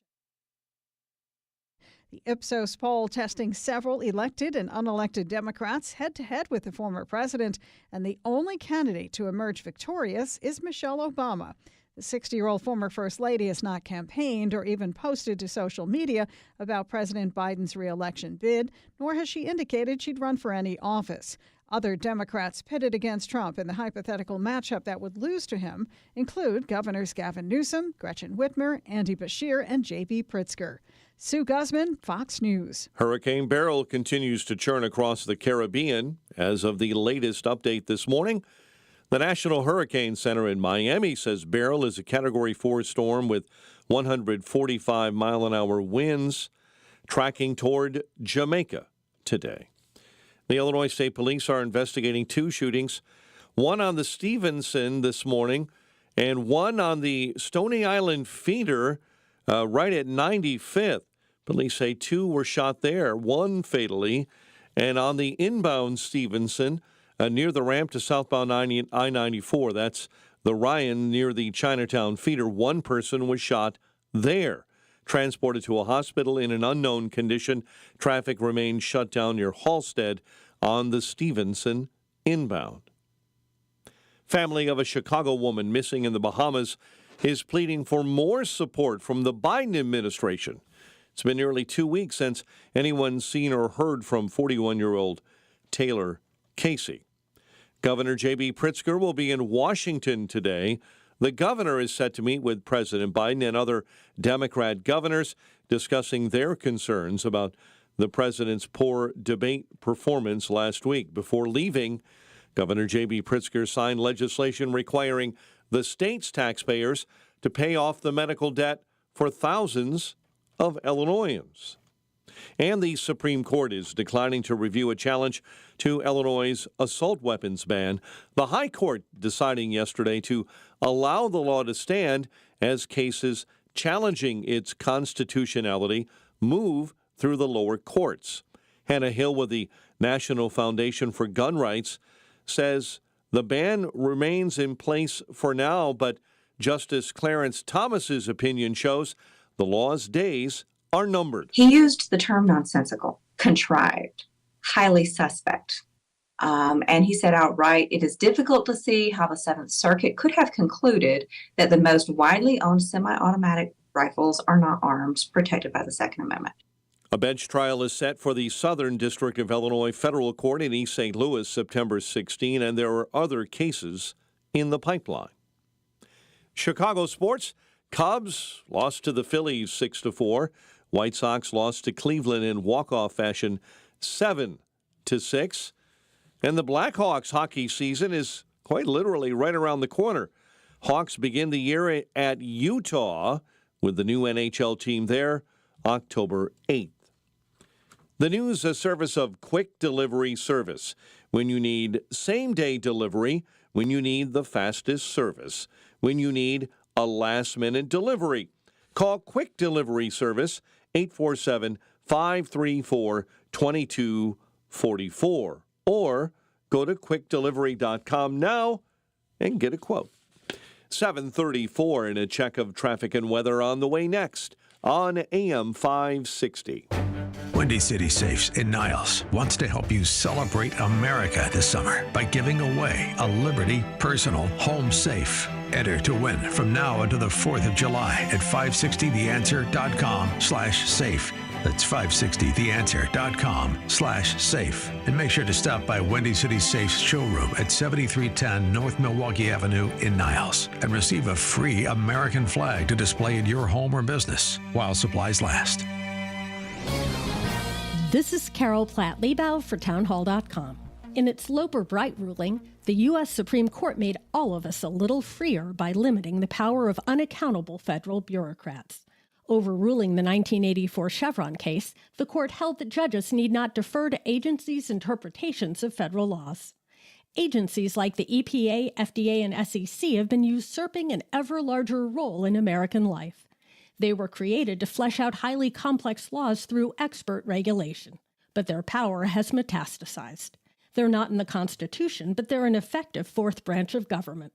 Each agency has the equivalent of legislators who write regulations, executives who enforce them, and judges who interpret them. But unlike those in the other branches of the government, these bureaucrats aren't subject to the democratic process. They're unelected and unaccountable. Loper-Bright marks the beginning of a much-needed reckoning with the administrative state. Balance of Nature's fruits and veggies supplements, changing the world one life at a time. That's some good stuff, I'll tell you. It really works. I'm just really pleased with your product. I've been using it now for 3 years. I've been taking it for a while now. I feel better. I live on the balance of nature. I plan on taking it forever. I've been a very happy customer. I like the product, and I'm telling a lot of people about it. Splash into your summer with Balance of Nature's summer savings. Call 1-800-246-8751 or go to balanceofnature.com and sign up as a new preferred customer to get 50% off your first set with free shipping and our money-back guarantee. That's 1-800-246-8751. Don't miss out. This offer is only available while supplies last. Go to balanceofnature.com or call 1-800-246-8751 and get this limited time offer by using discount code Chicago. Don't let a cold, sinus infection, or allergies ruin your day. Breathe easier, sleep better, and feel healthier with Navage. Visit Navage.com, Walmart, Walgreens, CVS, or a store near you. 7:37. Let's get an update on the roads. Team Hochberg Traffic Center. And this update is service of Papa Nicholas Coffee, a Chicagoland tradition for over 5 generations. Inbound Kennedy. Fairly easy this morning. 30 minutes O'Hare to the Burns Circle interchange.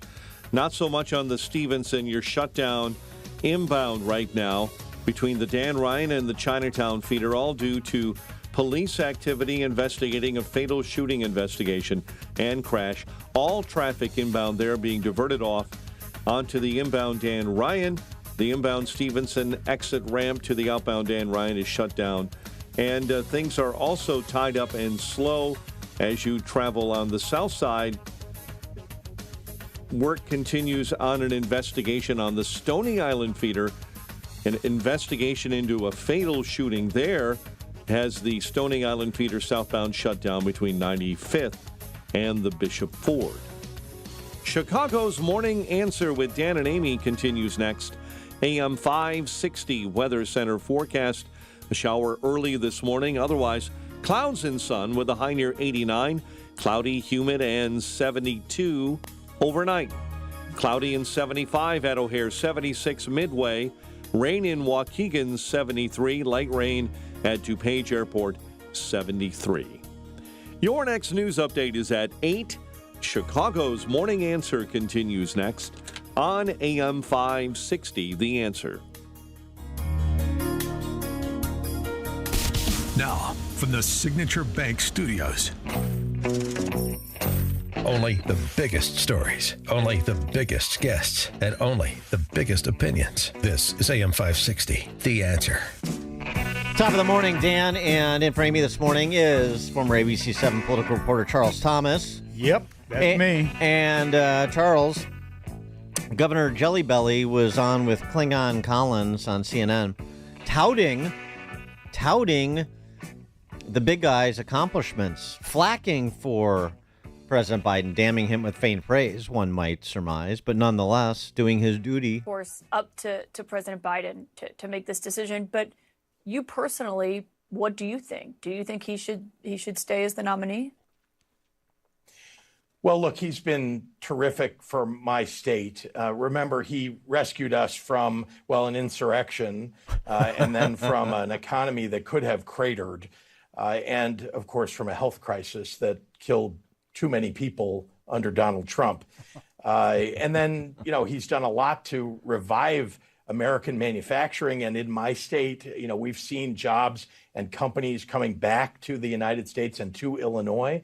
And of course, this is a president that stands up for women's rights and workers' rights.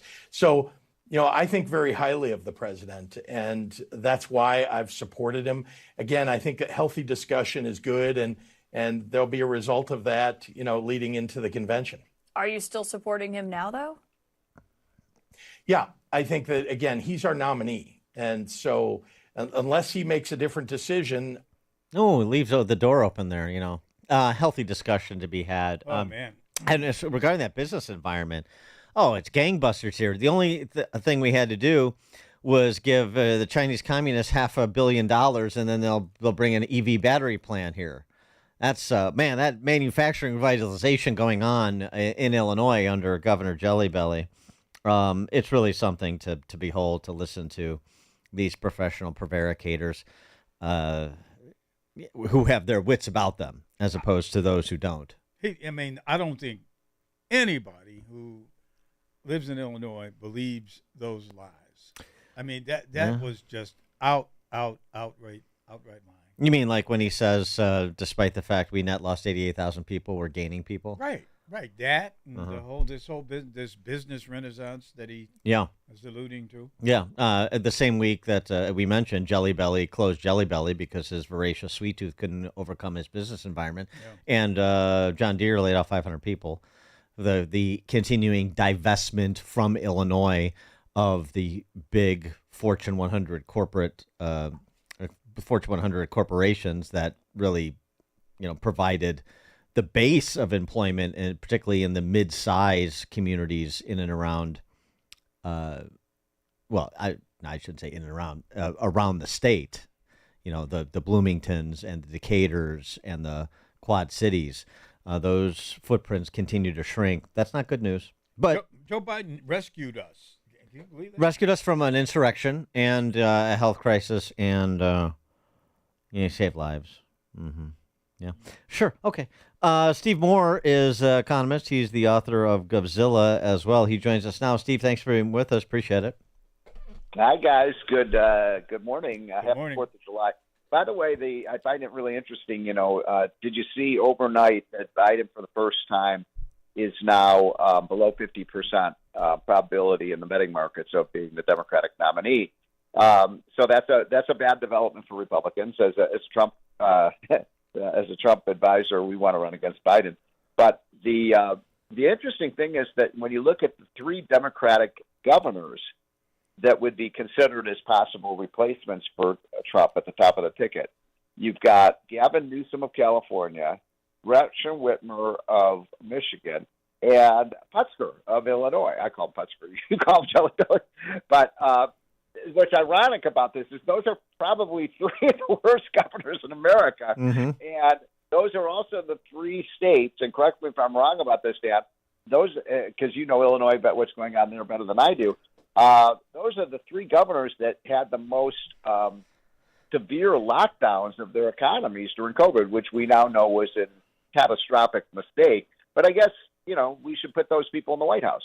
Well, yeah. I mean, it's a lot of low cards in the hand that the Dems are trying to play right now. There's no question about it. But look, I mean, if Joe Biden can usher in this renaissance in Illinois that Jelly Belly is talking about, then, I mean, of course, he still has the chops to do it for the nation.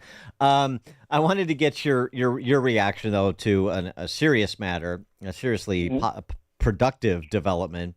And that, of course, is ending the doctrine of Chevron deference and the lawmaking by the administrative state, and the implications that you see from that Supreme Court decision.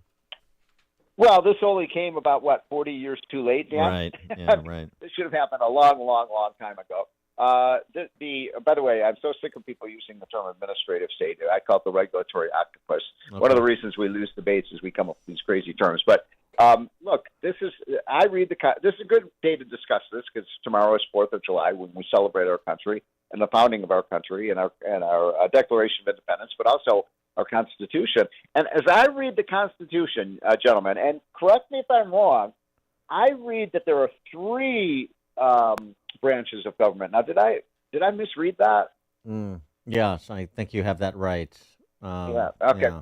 Because functionally, for the last 50 years, we've had four branches of government. We've had the legislative branch, which makes the laws, the executive branch, which carries out the laws, and the judiciary, the judicial branch, which interprets the laws. Well, what's happened, folks, over the last 40, 50 years is that we've created this fourth branch of government, which is essentially regulatory agencies. I'm talking about the FDA and the FTC and the CFTC and blah, blah, blah, blah. I mean, there's 25 or 30 of these agencies. They act as judge, jury, and executioner in terms of passing laws, which, by the way, that's what Congress is supposed to do. And what the court finally declared is, wait a minute, you can't pass laws in the executive branch. You have to these laws have to be approved by Congress. Now, by the way, shame on Congress, Dan, for delegating all this authority to the regulatory agencies. And I knew this was a great decision when I read the New York Times the next day. Oh, my God, they're going to shut down the EPA. They're going to shut down the FTC. We're going to have dirty air and dirty water and unsafe workplaces. And we're going to have financial scandals. Come on. I mean, I've never seen them blow a gadget like they did. So bravo to the Supreme Court. Yeah, well, right. The argument, of course, coming from the D.C. press corps dutifully is that, Right. you have government. These agencies, Steve, are run by experts. They're experts at these agencies, and we should, Very smart people. yeah, They are we should, very smart people. we should defer to the experts, just like we did during COVID. Exactly. No, that's well put, Dan. And here, look, the thing is, let's talk about like the Clean Air Act. Okay, fine. We all want clean air, and if these laws are so vitally important to our environment, shouldn't Congress pass them? I mean, shouldn't they be approved by the people we've elected? And here's the other thing about these agencies that people I didn't even realize this until reading up on what's happening with these agencies. They also have. Did you know they have courts, Stan? They have what's called administrative courts. Yeah. And so if you're an aggrieved citizen, and the government's taking your property away from you, or one of these regulatory agencies has caused you severe harm, and you go to the administrative court to have a decision on whether this is legal. You know how many times the plaintiffs actually succeed in these administrative courts? Oh, right. They're so wired for the state. Yeah, right. Like 2% of the time. Well, that's a kangaroo court. You're not going to win against these regulatory agencies, and it's a huge. Here's the thing. Casey Mulligan, who is, as you know, works with me at Unleash Prosperity, but is also at University of Chicago, one of the top economists. He estimates that just the increase in regulatory costs from Biden coming into office is now about $6,000 per household. If you look at the total cost of regulation per household, it's estimated at $25,000 or $30,000. That's a tax. That's a tax on every American. Right, and this is before they regulate your the water level in your toilet and the water that you're allowed to use for your washing machine and your heater and your this and that. Right. I mean, all of this stuff is coming through the promulgation of rules by this. This hostile vice of a bureaucracy, and so one would hope. I'm sure there'll be ongoing litigation as the bureaucracy tries to, preserve itself. But one would hope this would actually usher in a significant uptick in innovation in American industry because it's a little bit more unshackled. There's no doubt about this. And, again, I want to go back to this point, though, that if these regulations are so important, why can't Congress vote on them?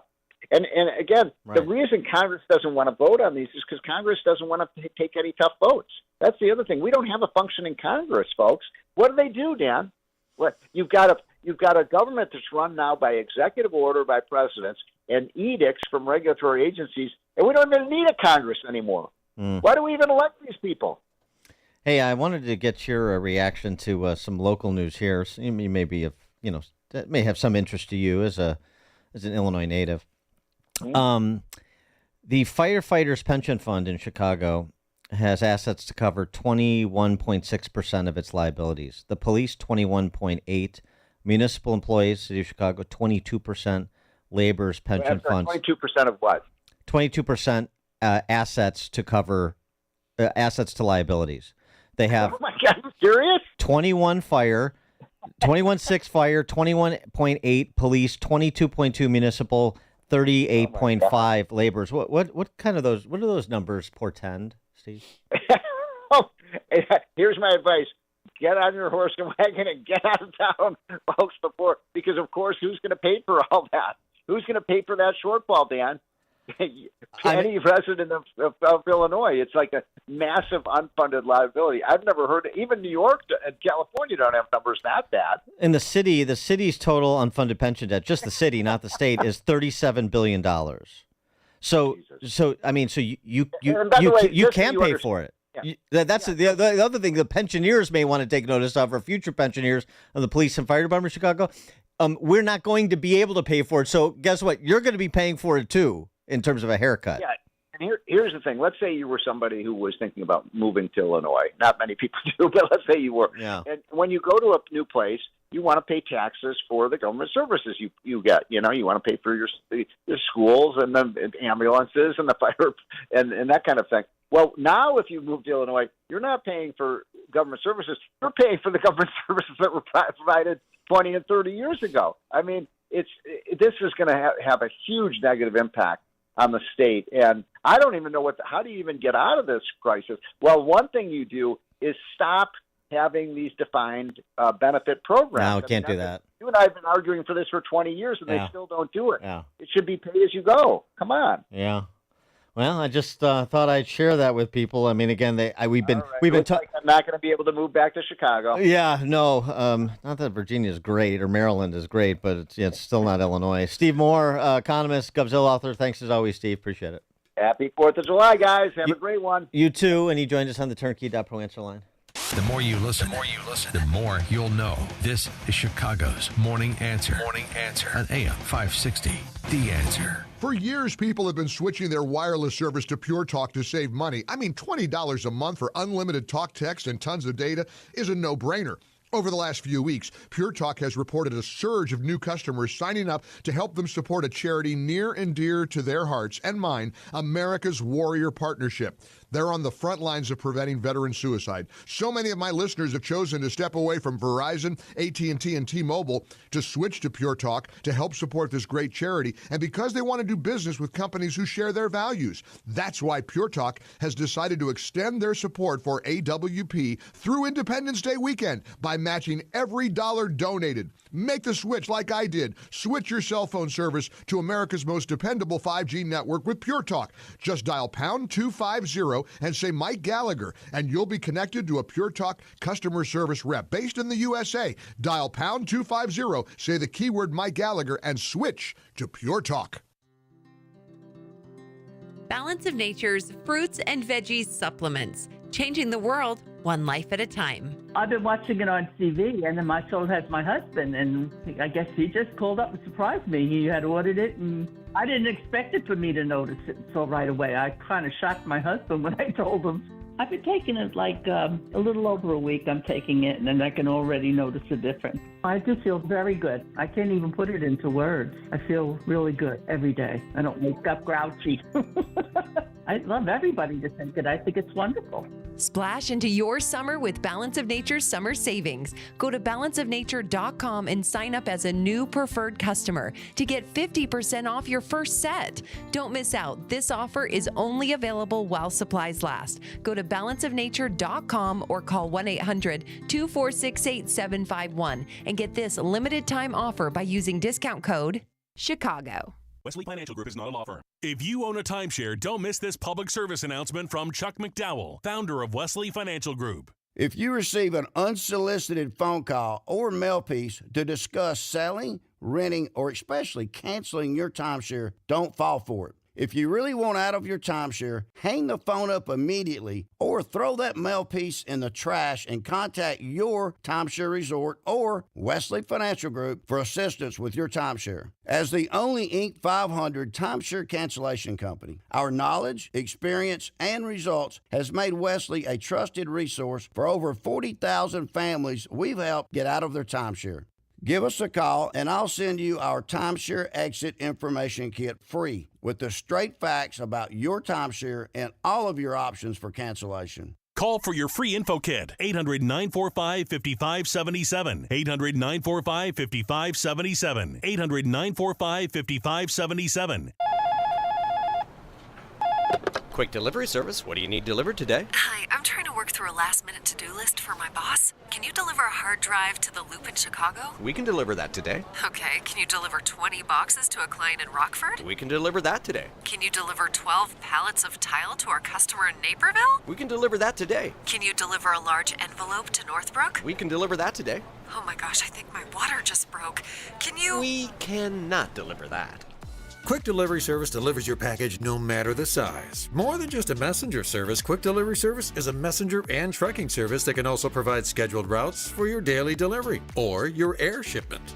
Trucks are equipped to handle the load and provide ground-level service for same-day delivery. The Quick Delivery Service team of safe, licensed professionals can provide quick door-to-door service for your special delivery. QuickDelivery.com. That's QuickDelivery.com. We deliver that today.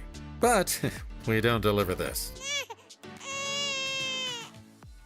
If you're often feeling tired, lacking motivation and drive, gaining weight, or noticing a loss of muscle mass, these could all be signs of low testosterone. Don't wait, find out. At Low T Center, they make it easy to get your levels checked. It's just a simple blood test. And with their on-site lab, you get your results back in about 25 minutes. Low T Center is not a typical doctor's office. Their physicians specialize in treating low testosterone with customized treatment for each patient.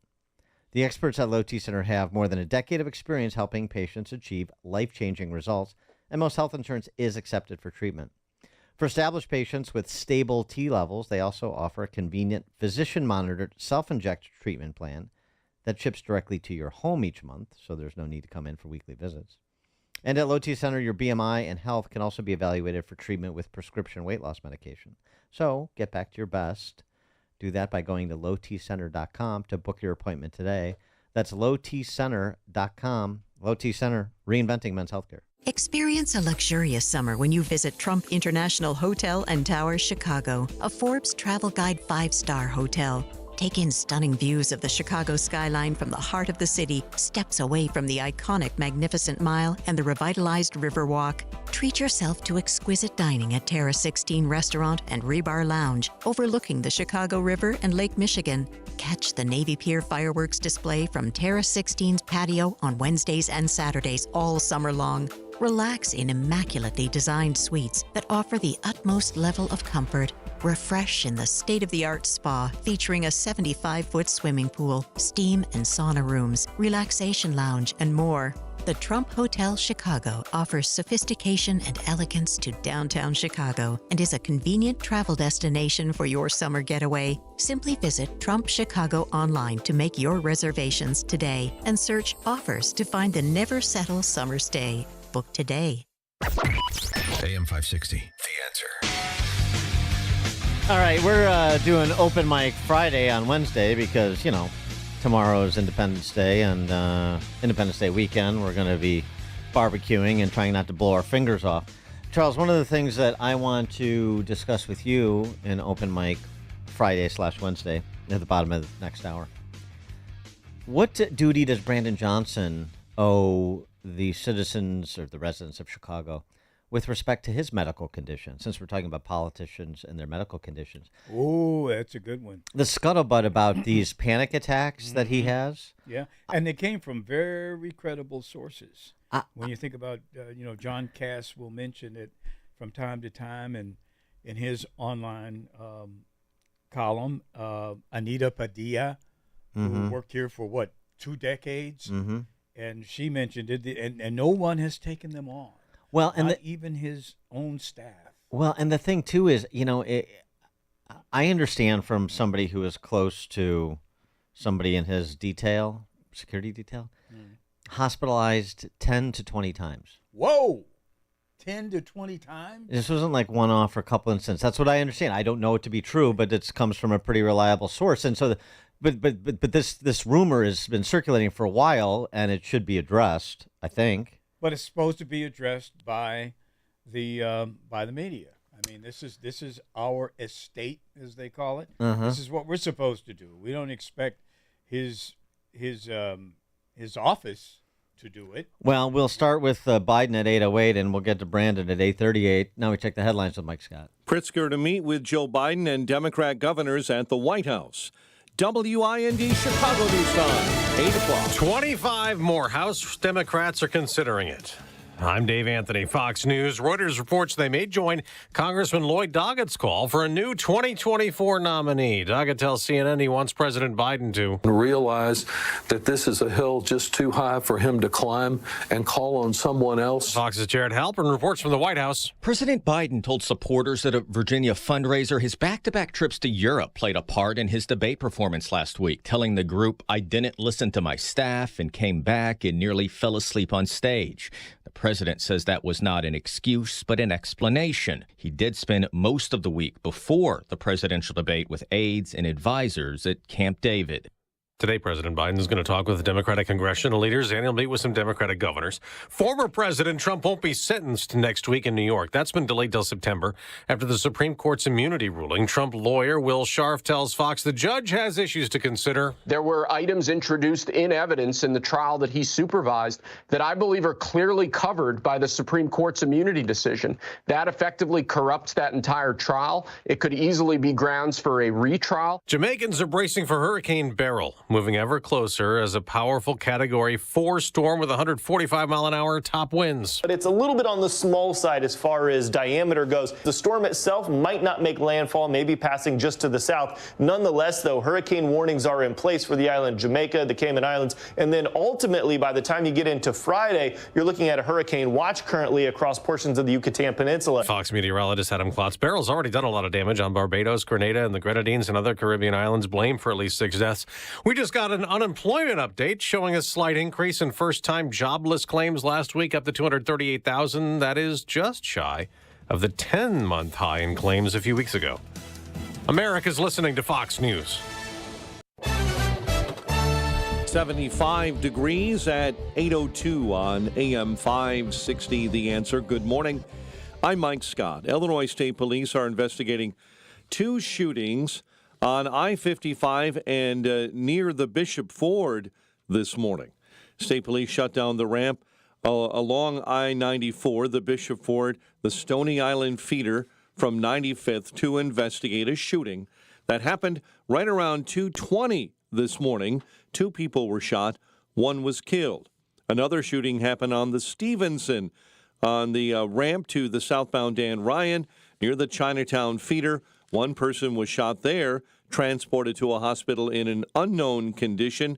Police say they continue to block off the Stevenson Expressway near Halstead, diverting all traffic off that expressway. Family of a Chicago woman missing in the Bahamas this morning is pleading for more support from the Biden administration. It's been nearly 2 weeks since anyone has heard or seen from 41-year-old Taylor Casey. Police now say they found Casey's cell phone in the ocean last week, but the Chicago area family saying authorities are refusing to turn over that phone. Governor J.B. Pritzker will be in Washington meeting with other Democrat governors at the White House over concerns about President Biden following his disastrous debate performance last week. Chicago sports. Cubs lost to Philadelphia 6-4, while the White Sox lost to Cleveland in walk-off fashion 7-6. The news, a service of Crosscom Public Adjusters. If your home or business has an insurance claim, Crosscom will help you get what you need and have coming to you. They've helped thousands. CrosscomPublicAdjusters.com. Time for the AM 560 Business Beat. It is a service of Signature Bank. Visit signaturebank.bank for all your commercial banking needs. And now the latest from the Fox Business Network. I'm Stuart Varney, and this is the Fox Business Report. Mortgage rates post their biggest increase in 2 months, going back over 7%. The jump breaking a 3-week downward streak. Stock futures are looking to add to gains from yesterday when the Dow closed up 162 points. And for people dreaming about owning a home in Tuscany, a deal of a lifetime.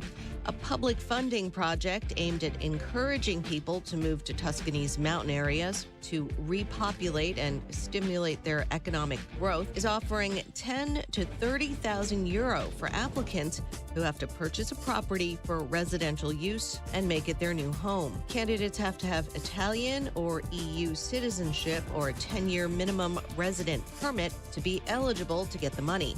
And that's your Fox Business Report. I'm Lillian Wu, invested in you. 8:05, a check of traffic and weather on the way next on AM 560. Charlie Kirk says there should be more charges. Now, let's be frank. This is not what Hunter Biden should be getting prosecuted for. We have to be very honest. Or it's not even remotely the only thing he's done wrong. In fact, that we know of. There are hundreds of crimes here. Foreign agent registration crimes, potential cyber privacy crimes. The Charlie Kirk Show, Afternoons at 1, right before Sebastian Gorka at 3 on AM 560. The Answer. Balance of Nature's fruits and veggies supplements, changing the world one life at a time. I've been watching it on TV, and then my soul has my husband, and I guess he just called up and surprised me. He had ordered it, and I didn't expect it for me to notice it so right away. I kind of shocked my husband when I told him. I've been taking it like a little over a week. I'm taking it, and then I can already notice a difference. I do feel very good. I can't even put it into words. I feel really good every day. I don't wake up grouchy. I'd love everybody to take it. I think it's wonderful. Splash into your summer with Balance of Nature's summer savings. Go to balanceofnature.com and sign up as a new preferred customer to get 50% off your first set. Don't miss out. This offer is only available while supplies last. Go to balanceofnature.com or call 1-800-246-8751 and get this limited time offer by using discount code Chicago. If you had $1 million in 2009, today it will be worth less than $700,000. That's the effect of out-of-control government spending shrinking your hard-earned dollars, and it's why central banks and savvy investors are buying gold. For thousands of years, gold has withstood war, famine, and economic downturns. It's been a stalwart hedge against inflation and hyperinflation. And the company I, Buck Sexton, trust to help you diversify into gold is Birch Gold Group. For 2 decades, Birch Gold has helped concerned Americans convert an existing IRA or 401k into a tax-sheltered IRA in physical gold. And the best part, it doesn't cost you a penny out of pocket. With an A-plus rating from the Better Business Bureau and tens of thousands of happy customers, you can trust Birch Gold, too. To learn more, text the word PROTECT to 989898 and get a free, no-obligation info kit on gold. Again, text PROTECT to the number 989898 to protect your hard-earned savings today.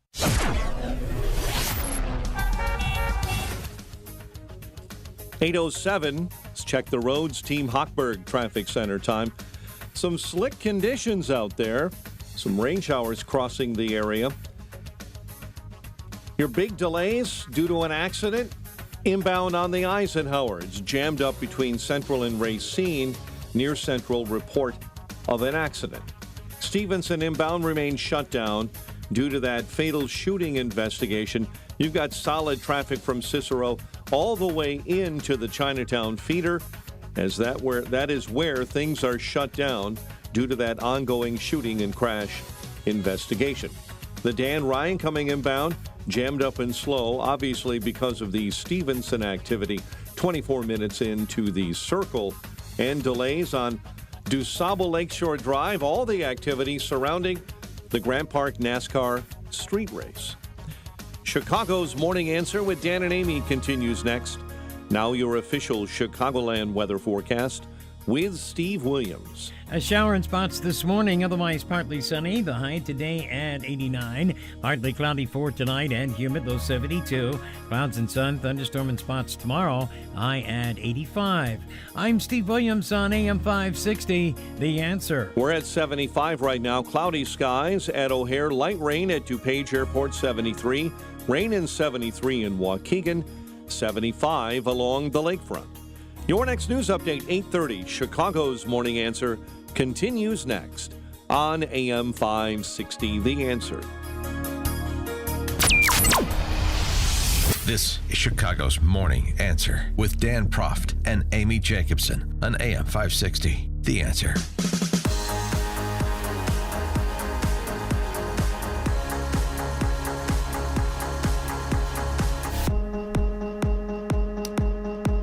Top of the morning, Dan and Amy. But in for Amy this morning is Charles Thomas.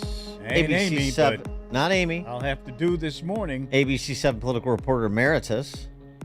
Amy can't say that. Well, she could, but that would be untrue. Yeah.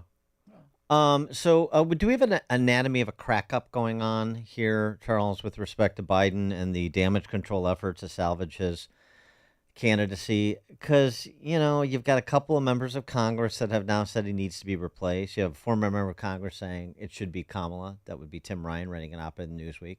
You have the reporting all morning from Mike Scott that another 24 congressional Democrats are looking to join Texas Democrat Lloyd Doggett and that Maine Democrat as well, Jared Golden, in calling for him to step aside in favor of another.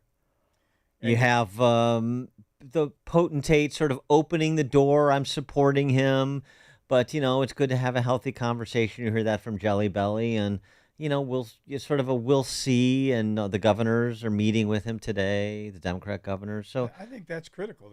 That governors meeting, the White House summoning governors to. Are they trying to Are they battening down the hatches? Are they trying to reach some kind of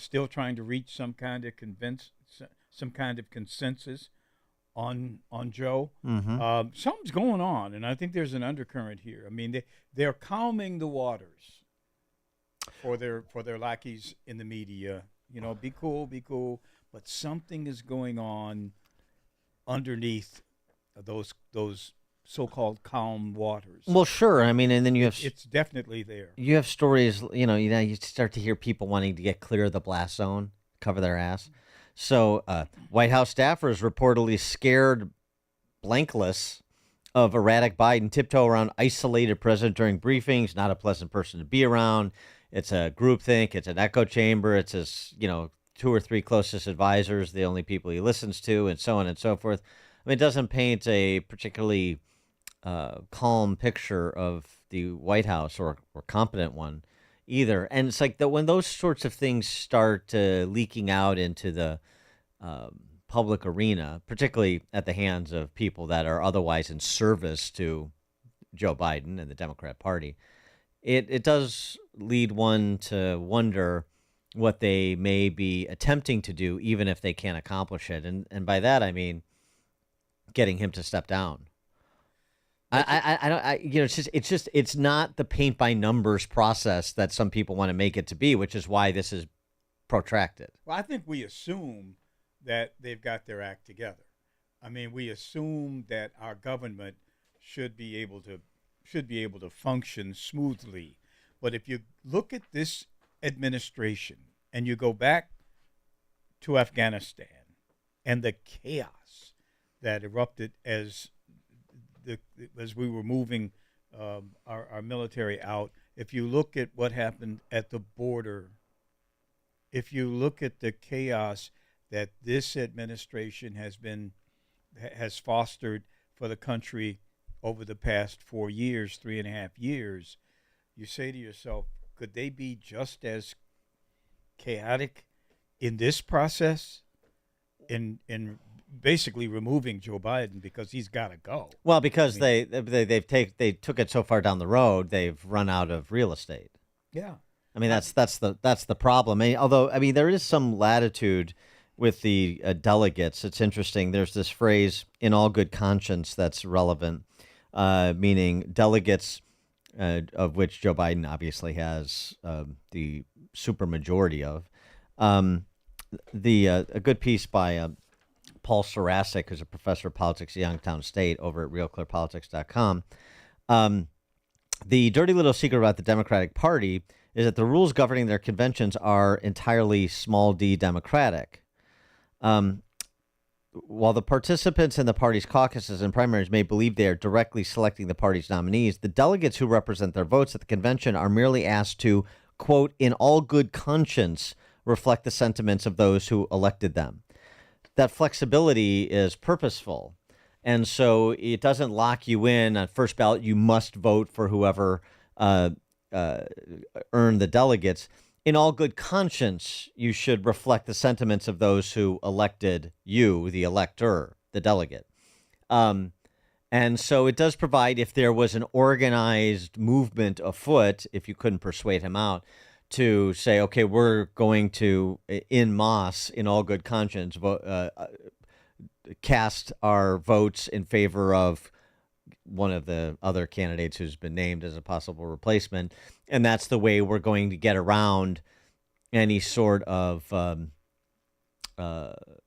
settling for Joe Biden, or maybe even settling for Kamala Harris. Although the flip side is, which has to be contemplated as well, that process throws the whole thing up for grabs, and there's going to be, however it plays out, a lot of acrimony and infighting. And even as good as the Democrats are at closing ranks and rallying around the flag. It's tough to see how that works out for them and for whoever they may elevate to replace Biden. And I don't know that I would envy the candidate in that position either. Well, again, I'll say it again. This group, they author chaos very well. They've been chaotic from the very beginning, and this could be another sign of their chaos. They're trying to calm the waters at the surface, but underneath, they are in total disarray. I mean, if you can, again, Afghanistan, the border, Ukraine. Yeah, but they don't do government. They do politics. Well, they don't, right. Whatever, but it's always chaotic. There's no, they don't get it done. Well, yeah. They just don't get it done. Well, I mean, the interesting thing, too, is, right, they're left without a lot of choices. So, for example, not just with respect to the candidate, but with respect to what they're doing with the candidate. They have to put Joe Biden out there, because if you hide him, that just creates more suspicion and more conclusions that this guy is not up to the task. So they have to put him out there. But you put him out there, and you don't know what you're going to get, a la the debate. And so yesterday, he's at the Emergency Operations Center in D.C. to talk, climate apocalypse nonsense. And you just have these moments. He always has these moments, and now they're going to be more amplified and more scrutinized than ever. I concur with Justice Sotomayor's dissent today. Here's what she said. She said, in every use of official power, the president is now a king above the law. With fear for our democracy, I dissent. End of quote. Hey, you weren't supposed to read end of quote. So, of course, that was him responding to the immunity decision that we talked about yesterday. More people die from extreme heat than floods, hurricanes, and tornadoes combined. Say that again. Combined, more people die from heat than those three other major issues. And look, right. You're not supposed to say that again. Ron Burgundy. We've invested billions to enhance our power grid, expand energy shortages so that lights, air conditioning, refrigeration, internet stay on during heat waves, storms, and other climate changes. You're expanding energy shortages. Well, that's true, but I don't think that's what he intended to say. Very much like he, dealt that blow to Medicare, as he articulated in the Thursday night's debate. I mean, so that's the challenge you have is you put him out there, even teleprompter, even not taking questions from the press, and you still have those moments almost every time. Mm. Tough decisions they've got to make. And I don't think they're up to making them, quite frankly. Well, they failed every other place. Not making a decision means that you've made the decision to stick with Joe Biden, right? I mean, it's frightening to think that they've done that. But at the same time, I understand where they're coming from. But again, how do you solve? I don't think they have any idea. I don't think they had any idea in Afghanistan. I mean, they've built a Russian army up into the Russians. They wanted to demilitarize the Russians, or basically hurt them militarily, and the Russians have just grown their military. It's backfired totally. Well, but so there are those that are, breaking ranks. But then there's those that are closing ranks, like his good buddy from Delaware, Chris Coons. I think Joe Biden, two things, is the strongest, most accomplished president we've had in my lifetime. Not the question. That he's been counted out over and over and over. And he can go to the stage and say, here's my record. I, in my speech at the inauguration, said I would bring Congress together and we would address infrastructure and manufacturing, and we would reduce prescription drug prices, and we would invest in restoring our competitiveness as a country, and I would bring us out of the pandemic, and I would address the challenges that I inherited from Donald Trump, and he's done a magnificent job. He can say that. The other candidates, governors of different states and so forth, can't say that. His vice president can say she was a central part of that, And I do think that makes for an important argument. And this is the core thing I think you're trying to raise here, Jake.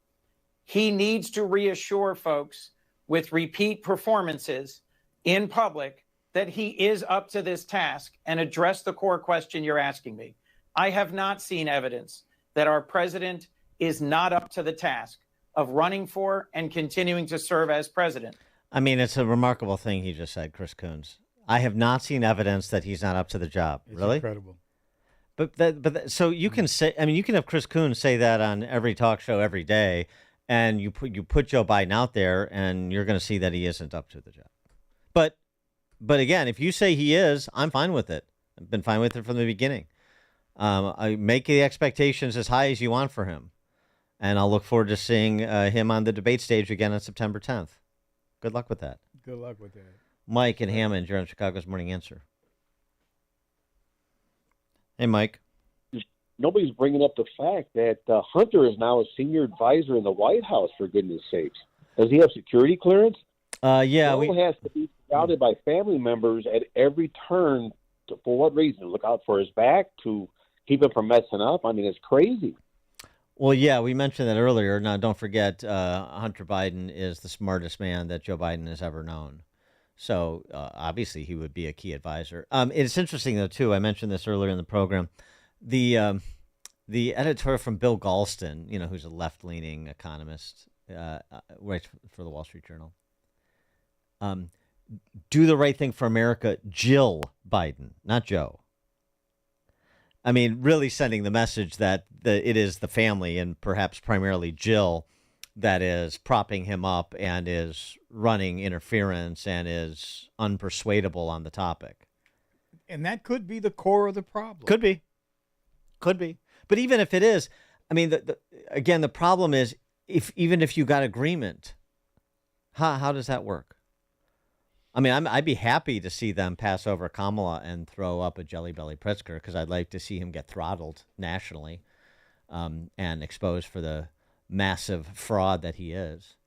Or see Kamala get throttled running against Trump, and have both Biden and Kamala ushered off the national political stage in one fell swoop in the next few months. I'd be happy to see it. I just don't see how it gets done. I really don't. Yeah, you're absolutely right. I don't see the end game for it either. I don't see what is the winning formula here. I don't see it. Maybe it'll come to me, or come to you, or come to somebody in the next week or so, possibly. But right now, it's simply not there. It's like a hot, steaming cup of information to start your day. It's Chicago's Morning Answer on AM 560. The Answer. Balance of Nature supplements, changing the world one life at a time. My name is Dr. Zhang. I'm a doctor of podiatric medicine. My name is Todd. I'm a paramedic firefighter. I've been on the job for 28 years. My name is Dr. Peter Munda. I'm a chiropractor in New York, Long Island. I've been taking Balance of Nature for 23 years. I love Balance of Nature, and this is definitely a product that I would recommend to other people, and I'll never stop taking it. How many 70-year-old pitchers you know? As far as Balance of Nature goes, I'll keep taking this stuff until the day I die, I'm almost 55 years old, and because I have so much vitality, I can really enjoy the great outdoors. Our bodies are kind of like machines. If you do not give the machine the proper nutrition, it's not going to work very well. Simple as that. Splash into your summer with our summer savings. Go to balanceofnature.com and get 50% off your first set as a preferred customer by using discount code Chicago. The IRS is the most powerful collection agency on earth. And if you owe back taxes, the news isn't good. The IRS has raised the interest rate it charges on unpaid taxes in recent years. This hits hard if you're behind on your taxes. Most people don't know it, but the IRS adds interest charges to your tax debts daily. If you owe the IRS today, you'll owe even more tomorrow. And it doesn't stop until you get right with the IRS. The good news is, getting right can start with one phone call to Optima Tax Relief, America's #1 #1 tax relief firm. Optima's tax professionals specialize in the Fresh Start Initiative, a powerful IRS program that can save you thousands if you qualify. A+ rated by the Better Business Bureau, the experts at Optima have resolved over $1 billion in tax debt for their clients. Call now for a free consultation. Call 800-965-1433. 800-965-1433. 800-965-1433. Optima Tax Relief. Some restrictions apply. For complete details, please visit OptimaTaxRelief.com. How would you like to finally lose all those unwanted pounds quickly without spending thousands on painful injections or prescriptions? Hi, it's Donna Simpson, health and wellness expert. You probably know someone that is using Ozempic, the hottest diet craze in the country. Everyone knows about this prescription injection. Celebs use it to look their best. The problem is most of us can't afford Ozempic, and these injections can be so uncomfortable. Now you can lose the weight just as easily, but with no needles, no expensive prices, no side effects, and no worries. You need to try Lozempic, a new miracle weight loss breakthrough that performs so well it's being called nature's Ozempic. Lozempic is an easy-to-take diet pill now available without a prescription, being used by thousands to get rid of those unwanted pounds. So call now and find out how to get a free bottle. To find out how to get your free bottle of Lozempic, call 800-686-2430, 800-686-2430. Free bottles for limited time, so call 800-686-2430. That's 800-686-2430. AM 560. The Answer. Open mic! Open mic Friday! Call in now! Open mic Friday!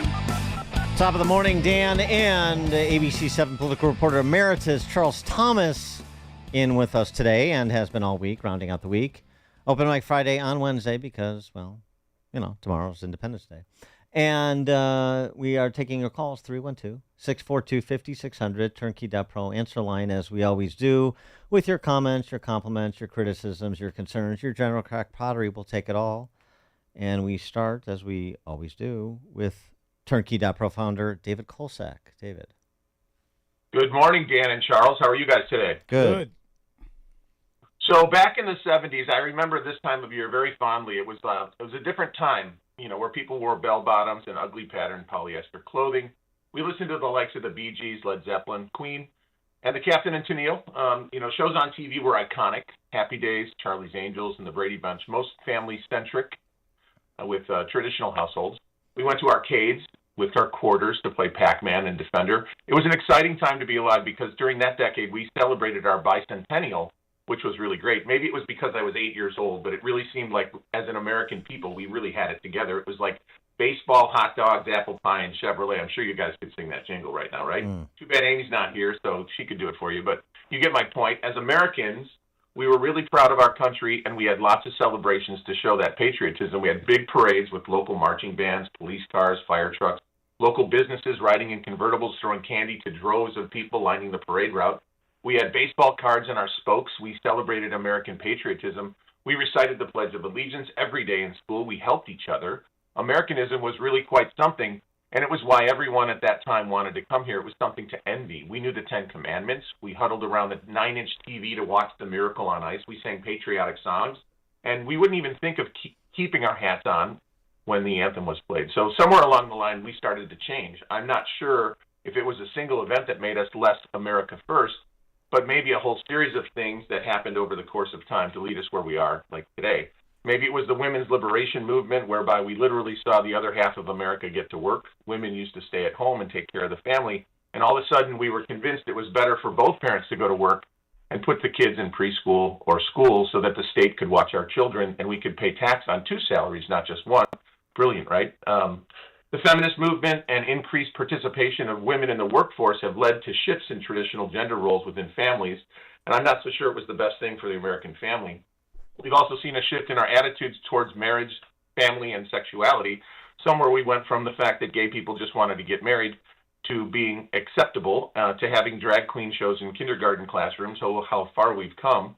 And I want to say that I know many gay people who are also very offended at the state of affairs and the new colors and shapes appearing on their pride flag. I have never attended a pride parade, but from what I've seen in pictures, they're pretty crude. I'm not sure how people would take their kids to these kinds of parades, but it's a far cry from the bicentennial parade I attended in 1976.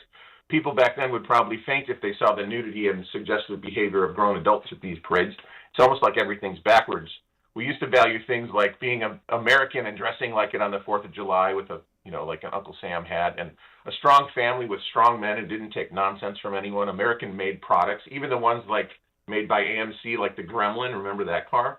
Normal girl-guy relationships. The captain of the football should be dating the cheerleader, and that was expected. A good education where school was a place where you should have differing opinions, a society where evil was punished and good was praised.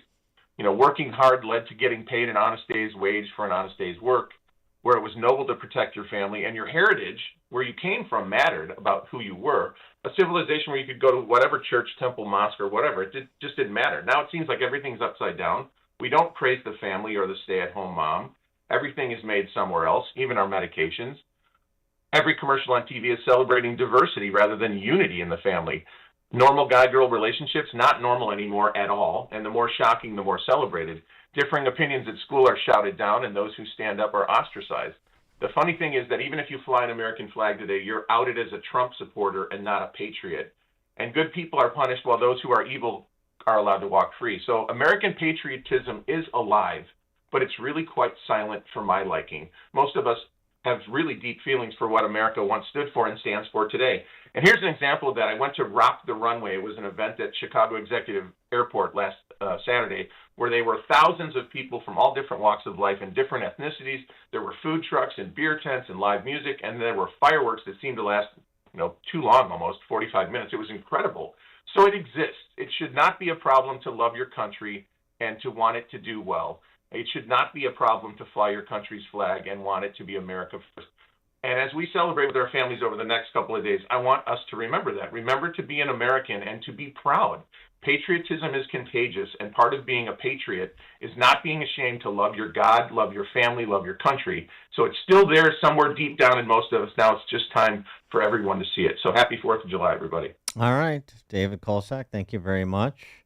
I did want to raise this issue of Brandon Johnson. I mentioned, Charles. And throw that out as well for fodder for people calling in. I mean, talking about the questions about Biden's cognitive ability, what about Brandon Johnson's ability to do the job? Not because he has a cognitive defect other than being a Marxist, but because of these reported panic attacks that have him routinely, it would seem, if what I've been told is correct, routinely have him hospitalized. Shouldn't he address that? If we knew for sure it was happening, we don't really have any proof. No one has really come forward. But somebody should ask him. Well, right? That's true. Yeah. And, but you forget about it if you want the local media to do that. And I'm asking myself, and I asked myself this question earlier, a few minutes ago. Would I have done that? Would I have asked Brandon Johnson about that specifically if I were still reporting and covering City Hall on a daily basis? And I probably would not have asked that question. Why not? Well, because asking him about his mental health in a news conference format, I would definitely go after the story and try to find a source for him to react to that source. And I don't know that it would be that difficult to find either in his staff, and I would even ask him about it as if I found a source that didn't want to be named. Right. I would ask then, but right now I don't have that kind of and I don't know if I could get it, so I'm not going to go out on that limb. I think some very credible journalists have raised the issue, and those journalists are credible enough in my mind that the administration should respond somehow. I got the sense of it when he was running away from Marianne Ahern. That wasn't him. No, he did the R. Kelly defense. That wasn't me. Yeah. Well, the R. Kelly. Yeah. But at the same time, that was a sign, hey, maybe something isn't right.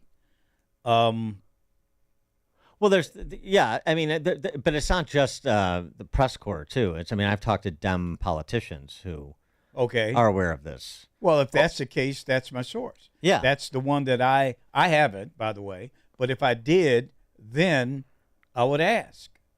And I would also, because of relationship issues, I would go to his chief of staff and say, hey, man, what's up with this? Right. And ask him before I said, look, man, I'm going to ask about this in a press conference. So prepare yourself. I don't believe in sandbagging people. No, ever. No, that's fine. I would set it up in a way that fine. I could ask. So but I mean, they can't be completely oblivious to the rumors that around this, because the rumors abound, and it has to make its way back to him or people within his circle. They have to hear this. I'm sure people come up to Dan. come up to the underlings and say, what is going on? Is this rumor I'm hearing about Brandon Johnson? Is that right? Oh, Dan, there's some other rumors out there. I'm not going to go through them here. Yeah. Some other things that are going on at City Hall related directly to the mayor that are happening that haven't been confirmed, that don't really have a lot to do with governing, but that we can ask about. But your medical condition does. Absolutely, it does. But I think I would lay the groundwork for it with sources that I had and with his staff before I went in that direction with it. The problem is we don't have reporters who would do that. Right. We don't have reporters. They're all playing the game. Right now, they're all playing the game. Don't want to lose access. You don't want to lose access. You're absolutely right.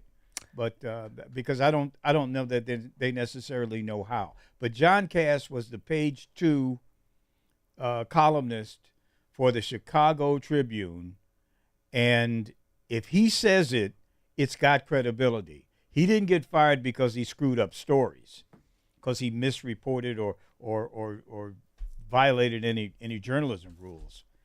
No, but because he said it, I think you've got to say, hey, what about this John Cass story? I mean, that he's out there repeating about panic attacks. What's going on here?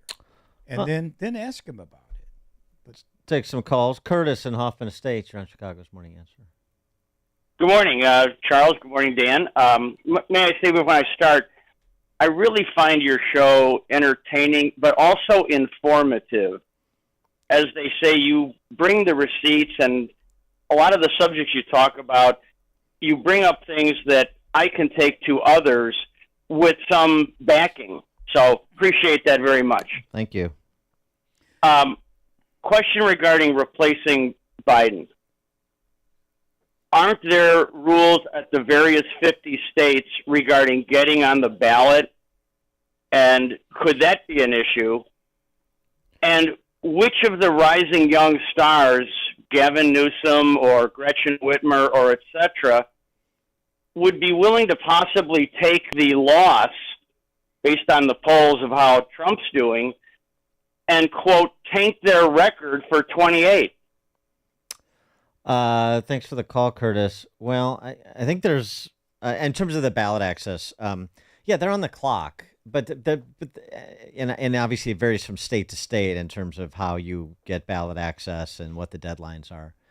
But I mean, in exigent circumstances, with a replacement for cause, if you will, if that was what transpired, I find it difficult to believe that any state would prevent the nominee of one of the major political parties from getting ballot access and being put to a vote in their state. And where would it happen? In Republican states?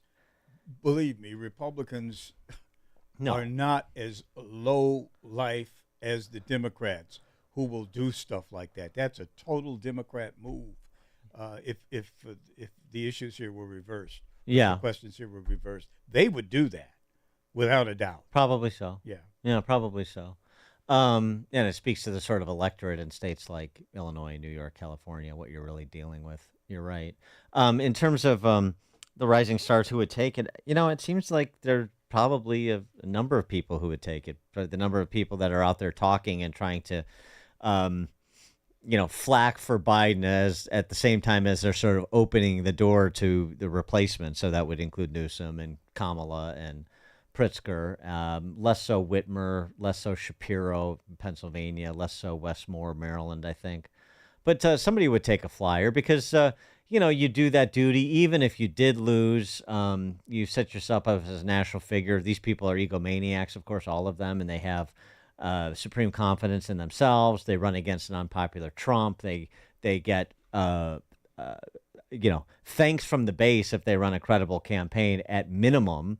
And some of them, I'm sure, believe, well, they can win. They could reverse this if I wasn't coming into the race with the baggage of Joe Biden. I'm a generational change if I'm a Newsom or a Pritzker, 20 years plus younger than Biden and Trump, for that matter. So, I don't think there's going to be a lack of candidates that would be willing to fill the void. But I still don't think you can do this without it getting very messy. That would be really something to pull that off with a consensus candidate. That would be there where no hard feelings would ensue. There wouldn't be any public spatting about this. I find that difficult to believe. Nobody is going to defer to Newsom or Whitmer or Pritzker in terms of the others, right, and their respective constituencies, or Kamala. You replace Kamala with a honky, and you're going to have some black Democrats go through the roof. So, very complicated. Not a position desirous of being in. Robert, Crown Point. Hey, good morning, guys. I love your show. I listen Monday through Friday, all 4 hours. Thank you. I just want to make some comments. Trump destroyed ISIS. Biden destroyed America. And Mayor Johnson, he's more worried about the word thug than what they do. And one more comment I'd like to make about that 16-year-old thug who should have been locked up way before he shot that little boy in Chicago in broad daylight. The cameras were on him. That's how the cops knew who he was. They knew where he lived. They arrested him right away with found stolen guns. But they knew right away who he was. And prior to the shooting of this little innocent angel, he had 2 arrest felony warrants on him. Why didn't they go pick him up? Have a good day. One more thing. I like to say, if you can find out, I heard stories that there are American troops in Niger. They can't even get water and medicine. Have a good day and bless, and thank you. Keep on doing what you're doing, sirs. All right. Thanks, Bye-bye. Robert. Appreciate it. Rich in Deanhead Park. Hey, good morning, Dan. Good morning, Charles. How you guys doing this morning? We got our Munchkin line going again. Sorry about that, Rich. Your voice. We're altering your voice to sound like an Oompa Loompa. But anyway, go ahead. All right. What I wanted to say is the Democrats have a decision to make. No matter how much they try to spin Biden's performance in the debates, they don't really have a president that can only read off a teleprompter when saying things, and then they have a vice president who, when she speaks, she makes no sense and she laughs about anything. So it's going to be very interesting what decisions the Democrats make in the next few months. And the second thing I'd like to say is I'd like to wish you and your family and everyone at 560, all of the listeners, a happy and safe Independence Day. Thanks, you guys, and have a good week. Thanks for the call, Rich. It's That's a tough voice to listen to for a long period of time. Not Rich's, but Rich's altered Oompa Loompa voice. That's a helium voice. Yeah, it is. The Prime Minister in Ogden Dunes, Indiana. You guys are so lucky you have the critical eye of the Prime Minister of Ireland so that you don't get swelled heads, both of you. Mr. Charles Thomas, political reporter to the stars.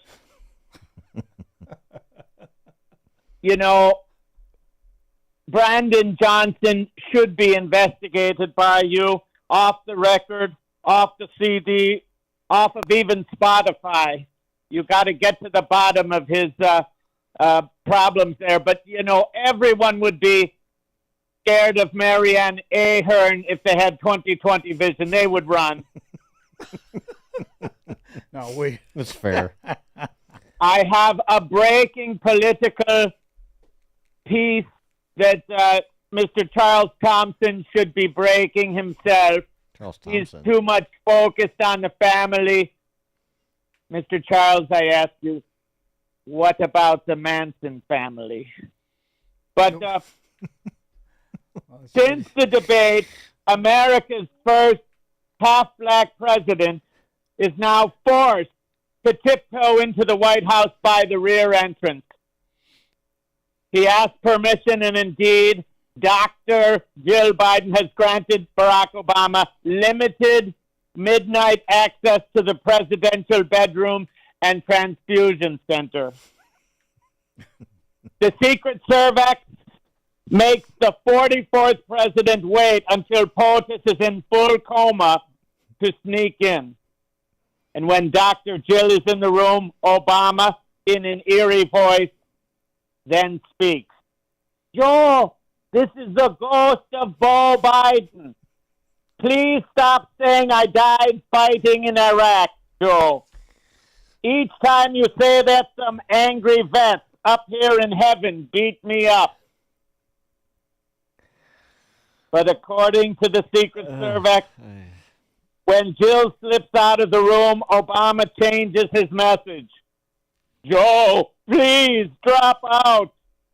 You could be sitting on the beach, Joe, holding a dripping ice cream cone, or racing around in that green Corvette, Joe. You don't want to be president, Joe, please. This is off the record, but on the track.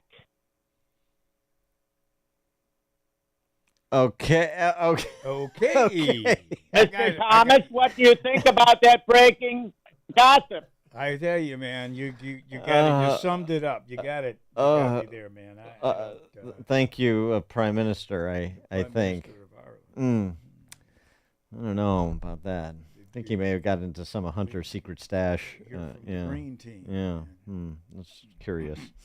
Chris in Rogers Park. Hey, got a prediction for their solution. Mm-hmm.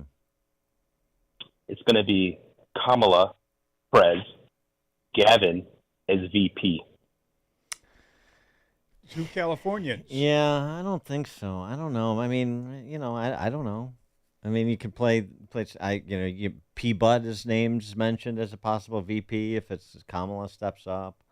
I don't know, but it just doesn't. I just don't think it gets it done. I mean, right? So if you don't think that Kamala at the top of the ticket gets it done, then you're going to go through pushing Joe out, because I don't know. I mean, I guess it comes down to, both are going to be underdogs. Who has the puncher's chance? And maybe you just say, well, the identitarian play. We go younger. We go black female. We do the chance to make history routine, and at least we don't have to worry about well, I wouldn't say cognitive. I would say cognitive decline, I guess, because cogency you do have to worry about with Kamala as well. You just have, but you mainly have to worry about just likability. Yeah, but that whole black female thing? What's that got to do with governance? Well, but I mean, it has nothing to do with governance. But I mean, but the identitarians play the identitarian game. But I mean, the identitarian game, didn't we? I mean, Obama ran for president. Obama was elected president. It was historic. It's done. It's not done. to Now them. you got to do a black female. Yeah. So well, right. Then after that, you got to do an Asian. You got to do an Asian female. No, that's why you do that's why you do Kamala and P-Butt, because then you get the gay guy. And then you get, we could have we got black female. We check that box, and then we could have a gay president after that, and then we can have Caitlyn Jenner after that. You got to keep checking boxes. Oh man. We're in trouble. Yeah, well, no question about that. Ken in Bridgeport. Hello. Yeah, hey Ken. Hi. Yeah, I just want to make a comment about the Sotomayor's comment about the president now being able to accept a bribe in exchange for a pardon. If anybody remembers the Mark Rich case where he was indicted for oil and arms with Iran, and his wife Denise ended up paying the Clintons over $1 million in campaign contributions in exchange for Mark Rich's pardon, who had been hiding in numerous countries in Europe to escape the indictment. Yeah, right, to escape extradition. Yeah, right. No, I know, but of course, the one had nothing to do with the other. When the Democrats do it, that was an independent donation that was made while this other matter was being tended to, but one had nothing to do with the other. Thanks for the call, Ken. I mean, Sotomayor's dissent was really embarrassing. I really love that Larry Tribe letter from 2009 that resurfaced, torching Sotomayor as not nearly as smart as she thinks she is. She's really proven that. It was just like it was like a Newsweek op-ed. It wasn't an opinion worthy of a Supreme Court justice. Not that that's the first instance of it, but it doesn't excuse it.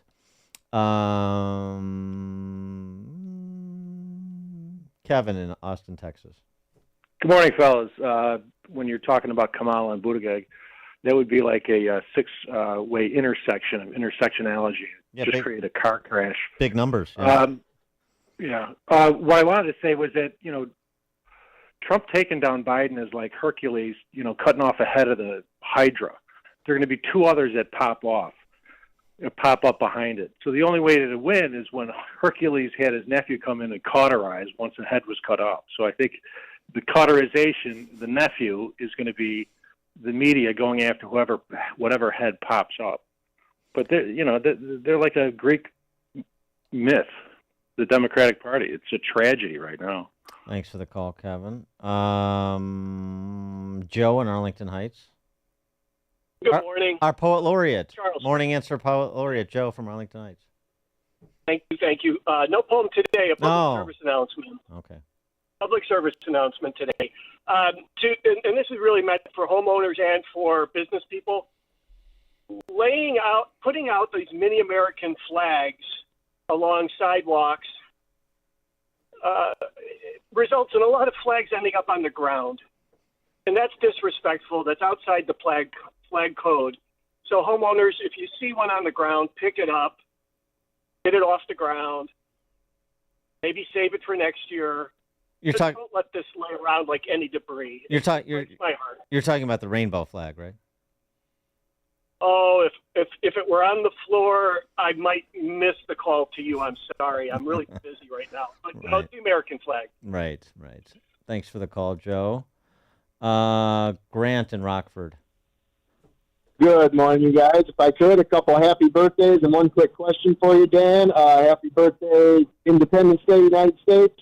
Believe it or not, we're still the best last hope for America, for the world, in my opinion. And also, my dad was born on July 4th, and I lost him 8 years ago. He'd have been 70 this year, so I just want to say I love you, Dad. And Dan, what do you think of the Chevron decision? Do you think that Congress is actually going to have the stones to stand up to these regulatory agencies? Because that's a big deal, and it doesn't seem to be getting the attention that I feel it deserves. It's a huge deal. It's a huge decision. As Steve Moore said, thanks for the call, Grant, and happy birthday to your father. It's a huge decision. The important point there is that it doesn't necessarily take Congress to stand up, although that would be preferable. It'd be preferable if they would proactively stand up. You have to put pressure on them to do what they're supposed to do. But, right, so if I'm a business that is being met with administratively promulgated laws, regulatory mandates on my business, then under this decision, the Supreme Court rendered, eliminating the Chevron deference, I can adjudicate the matter. I can say this agency doesn't have the authority because this was a regulation they promulgated, and it is the proper role of Congress to do so. So if you impose a law that you weren't entitled to make, it's thereby illegitimate and unenforceable. And so that's going to compel Congress to act or not act, but it should restrict these regulatory agencies from the power grabs that they routinely make under the doctrine as it existed prior to the Supreme Court's decision. So it's a big deal. Yeah, so business owners should be should understand the importance of the ruling, and I'm sure they do. Yeah, and I mean, a lot of small businesses don't have the capacity or the desire to litigate, but they're not going after the small businesses. They're going after the big ones with legal departments that do have the capacity to push back, and some most certainly would. And and then hopefully that again galvanizes Congress to do a better job of doing their job. Hey, I do want to get this to get your reaction to this too. The racial politics piece that we were just talking about. This black gentleman took to X to respond to all of this silliness coming from the left about Trump's use of the phrase black jobs in the debate. We had the lieutenant governor here, Juliana Stratton, take my daughters to work day at my black job. She got a black job. Yeah, the lieutenant governor. So, Joe Biden kept saying small black businesses, but that is not something Republicans try to turn into a meme because it's just nonsensical. But this black gentleman who took to X, I thought offered a better rant on it than I did. So y'all offended by the term black jobs, but y'all not offended by and regularly use the term CP time. Let the governor of New York say that black kids in the South Bronx don't even know what a computer is. There was no wall-to-wall coverage. Where were those outraged TikTok videos? And we're just gonna act like we never saw those videos of those white liberals saying that black folks don't know where the DMV is, don't have money for an ID, let alone can't get the money to travel to the DMV to get an ID. But no, it's black jobs. Black jobs is the problem. So if the term black jobs is so offensive, I guess y'all are also offended by black neighborhoods, black churches, black unemployment, black leaders, black community, black struggle, black unemployment, black people. If you have an issue figuring out if you're for me or Trump, then you ain't black. Unlike the African American community, with notable exceptions, the Latino community is incredibly diverse, with incredibly diverse attitudes about different things. Hillary Clinton called y'all super predators and y'all threw y'all weight behind her like she was the second coming of Jesus. Joe Biden locked y'all black asses up in droves with the 1994 crime bill, but he's the man. And don't get me started on that alleged black woman y'all love who's sitting in the White House right now, second in command. You're outraged because you've been told to be outraged. And in my opinion, this should have never been a question singling out the black community to begin with. This is the United States of America. If you can't figure it out at this point, that's a you problem. But keep listening to these so-called leaders and making an ass of yourselves. Hyper-emotionalism is corny. It's corny as fuck. How's that? Man, everybody knows what Trump meant. Of course. When that phrase was used. Of course. He's talking about jobs that black people could have because black people have the highest unemployment rate. These are jobs that black people could have. So those are black jobs. That's what he meant. Right, of course. That's what he meant because they're taking your jobs that you need. And that's what he was saying. And that single issue is enough to turn every black person in this country, every black voter into a Trump voter. I mean, just that issue alone, because black people are the ones paying the highest price for illegal immigration. Not to mention for stagflation. Oh, not to mention that. Right. But the whole black jobs issue, that's the one. Those are the jobs that black people need. We need those jobs, and if we have competition for them, that means we will get fewer of those jobs. Mm-hmm. That's all he's saying. Yeah, everybody knows that. This is a joke. That whole black jobs meme or whatever it is they call it. I get so many things on Twitter and text messages talking about the whole black jobs joke. It'll be gone by the weekend. Chuck and Delavan to close it out. Chuck. Hey, big weekend, big Thursday for me. I'm going to be in 3 parades. I'll see you tomorrow, Wisconsinites, Waterford, Delavan, and Sharon running for the Senate. You guys all get out and have a great weekend. Love you guys all.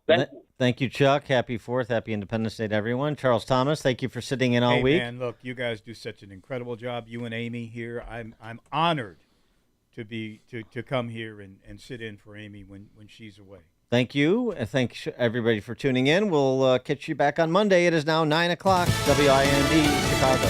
He really was Sleepy Joe. I'm Dave Anthony, Fox News. That's what President Trump used to call him 4 years ago, and now President Biden admits, talking to supporters at a fundraiser last night in Virginia, he nearly fell asleep on the debate stage, blaming his poor performance on back-to-back trips to Europe, though those were more than a week before the debate. Congressman Lloyd Doggett was the first Democrat to call for him to end his bid for re-election. Another House Democrat, Jake Auchincloss, just told Fox. Well, I think it's bigger than one Democratic lawmaker. 50 million Americans saw the debate. They have real concerns. There are 25 Democratic members of the House of Representatives preparing to call for Biden to step aside if he seems shaky in coming days, according to one House Democratic aide. So here's what Biden is doing to respond to these growing concerns. There's reportedly a staff meeting today at the White House to help boost morale. Later today, the president is going to meet with a group of Democratic governors. Fox's Doug Luzader. Former President Trump out-fundraised the president last quarter by $67 million, but the Biden campaign did raise more money than his Republican rival in June. While Israel keeps waging war against Hamas in Gaza amid worries about the toll it's taking on Palestinian civilians, new controversy in the West Bank over expanded settlements. Israel's push for 5,300 settler homes in the occupied West Bank has drawn criticism from the U.S. Most of the world considers the settlements to be illegal under international law, and the U.S. State Department says the action is, quote, detrimental to a two-state solution. Fox's Tanya J. Powers. Hurricane Beryl closing in on Jamaica with 145-mile-an-hour winds. If you live in a low-lying area, and an area is historically prone to flooding and landslide, or if you live on the banks of a river or a gully, I implore you to evacuate. Prime Minister Andrew Holness in Jamaica. Beryl could also hit the Caymans and Haiti. It's already done a lot of damage in other Caribbean islands, blamed for at least 6 deaths. America's listening to Fox News. 9:02 on AM 560. The Answer, and good morning, everyone. I'm Mike Scott. We've had light rain showers across the area this morning. On Illinois State Police, who are busy investigating 2 shootings, one on I-55, the Stevenson Expressway, and one near the Bishop Ford and Stony Island feeder. State Police shut down the ramp at the Bishop Ford and Stony Island Avenue, investigating a shooting around 2:20. Police say 2 were shot, 1 fatally there. Another shooting occurred about 8 minutes later on the inbound Stevenson near the ramp to the southbound Dan Ryan at the Chinatown feeder around 2:28, where 1 person was shot and transported to the hospital in an unknown condition. The family of a Chicago woman missing in the Bahamas is pleading for more support from the American government. It's been nearly 2 weeks since anyone has heard from 41-year-old Taylor Casey. Governor J.B. Pritzker is in Washington at an emergency meeting with other Democrat governors at the White House with President Biden, discussing their concerns about the president's disastrous debate performance last week. Cubs lost to the Phillies at Wrigley 6-4, while the White Sox lost to Cleveland 7-6. The Fire in action tonight, hosting Philadelphia at Soldier Field. The news, a service of Blue Stars Security. Support our police and hire the police to personally protect you and your business. Visit online to schedule a free security consultation at bluestarsecurityllc.com. 9:03, a check of traffic and weather on the way next on AM 560. Dr. Sebastian Gorka wants you to get involved. To win the election, we absolutely must. Everything is at stake. The planet as we know it, our democracy.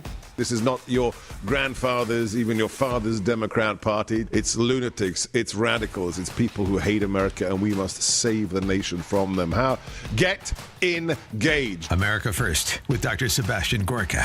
Afternoons at 3, right before Sean Thompson at 4 on AM 560. The Answer. If you had $1 million in 2009, today it would be worth less than $700,000. That's the effect of out-of-control government spending shrinking your hard-earned dollars, and it's why central banks and savvy investors are buying gold. For thousands of years, gold has withstood war, famine, and economic downturns. It's been a stalwart hedge against inflation and hyperinflation. And the company I, Buck Sexton, trust to help you diversify into gold is Birch Gold Group. For 2 decades, Birch Gold has helped concerned Americans convert an existing IRA or 401k into a tax-sheltered IRA in physical gold. And the best part, it doesn't cost you a penny out of pocket. With an A-plus rating from the Better Business Bureau and tens of thousands of happy customers, you can trust Birch Gold, too. To learn more, text the word PROTECT to 989898 and get a free, no-obligation info kit on gold. Again, text PROTECT to the number 989898 to protect your hard-earned savings today. 9:05, and let's get an update on the roads. Team Hochberg Traffic Center time. We're seeing the Stony Island feeder after a long police investigation being reopened at 95th. However, the Stevenson still remains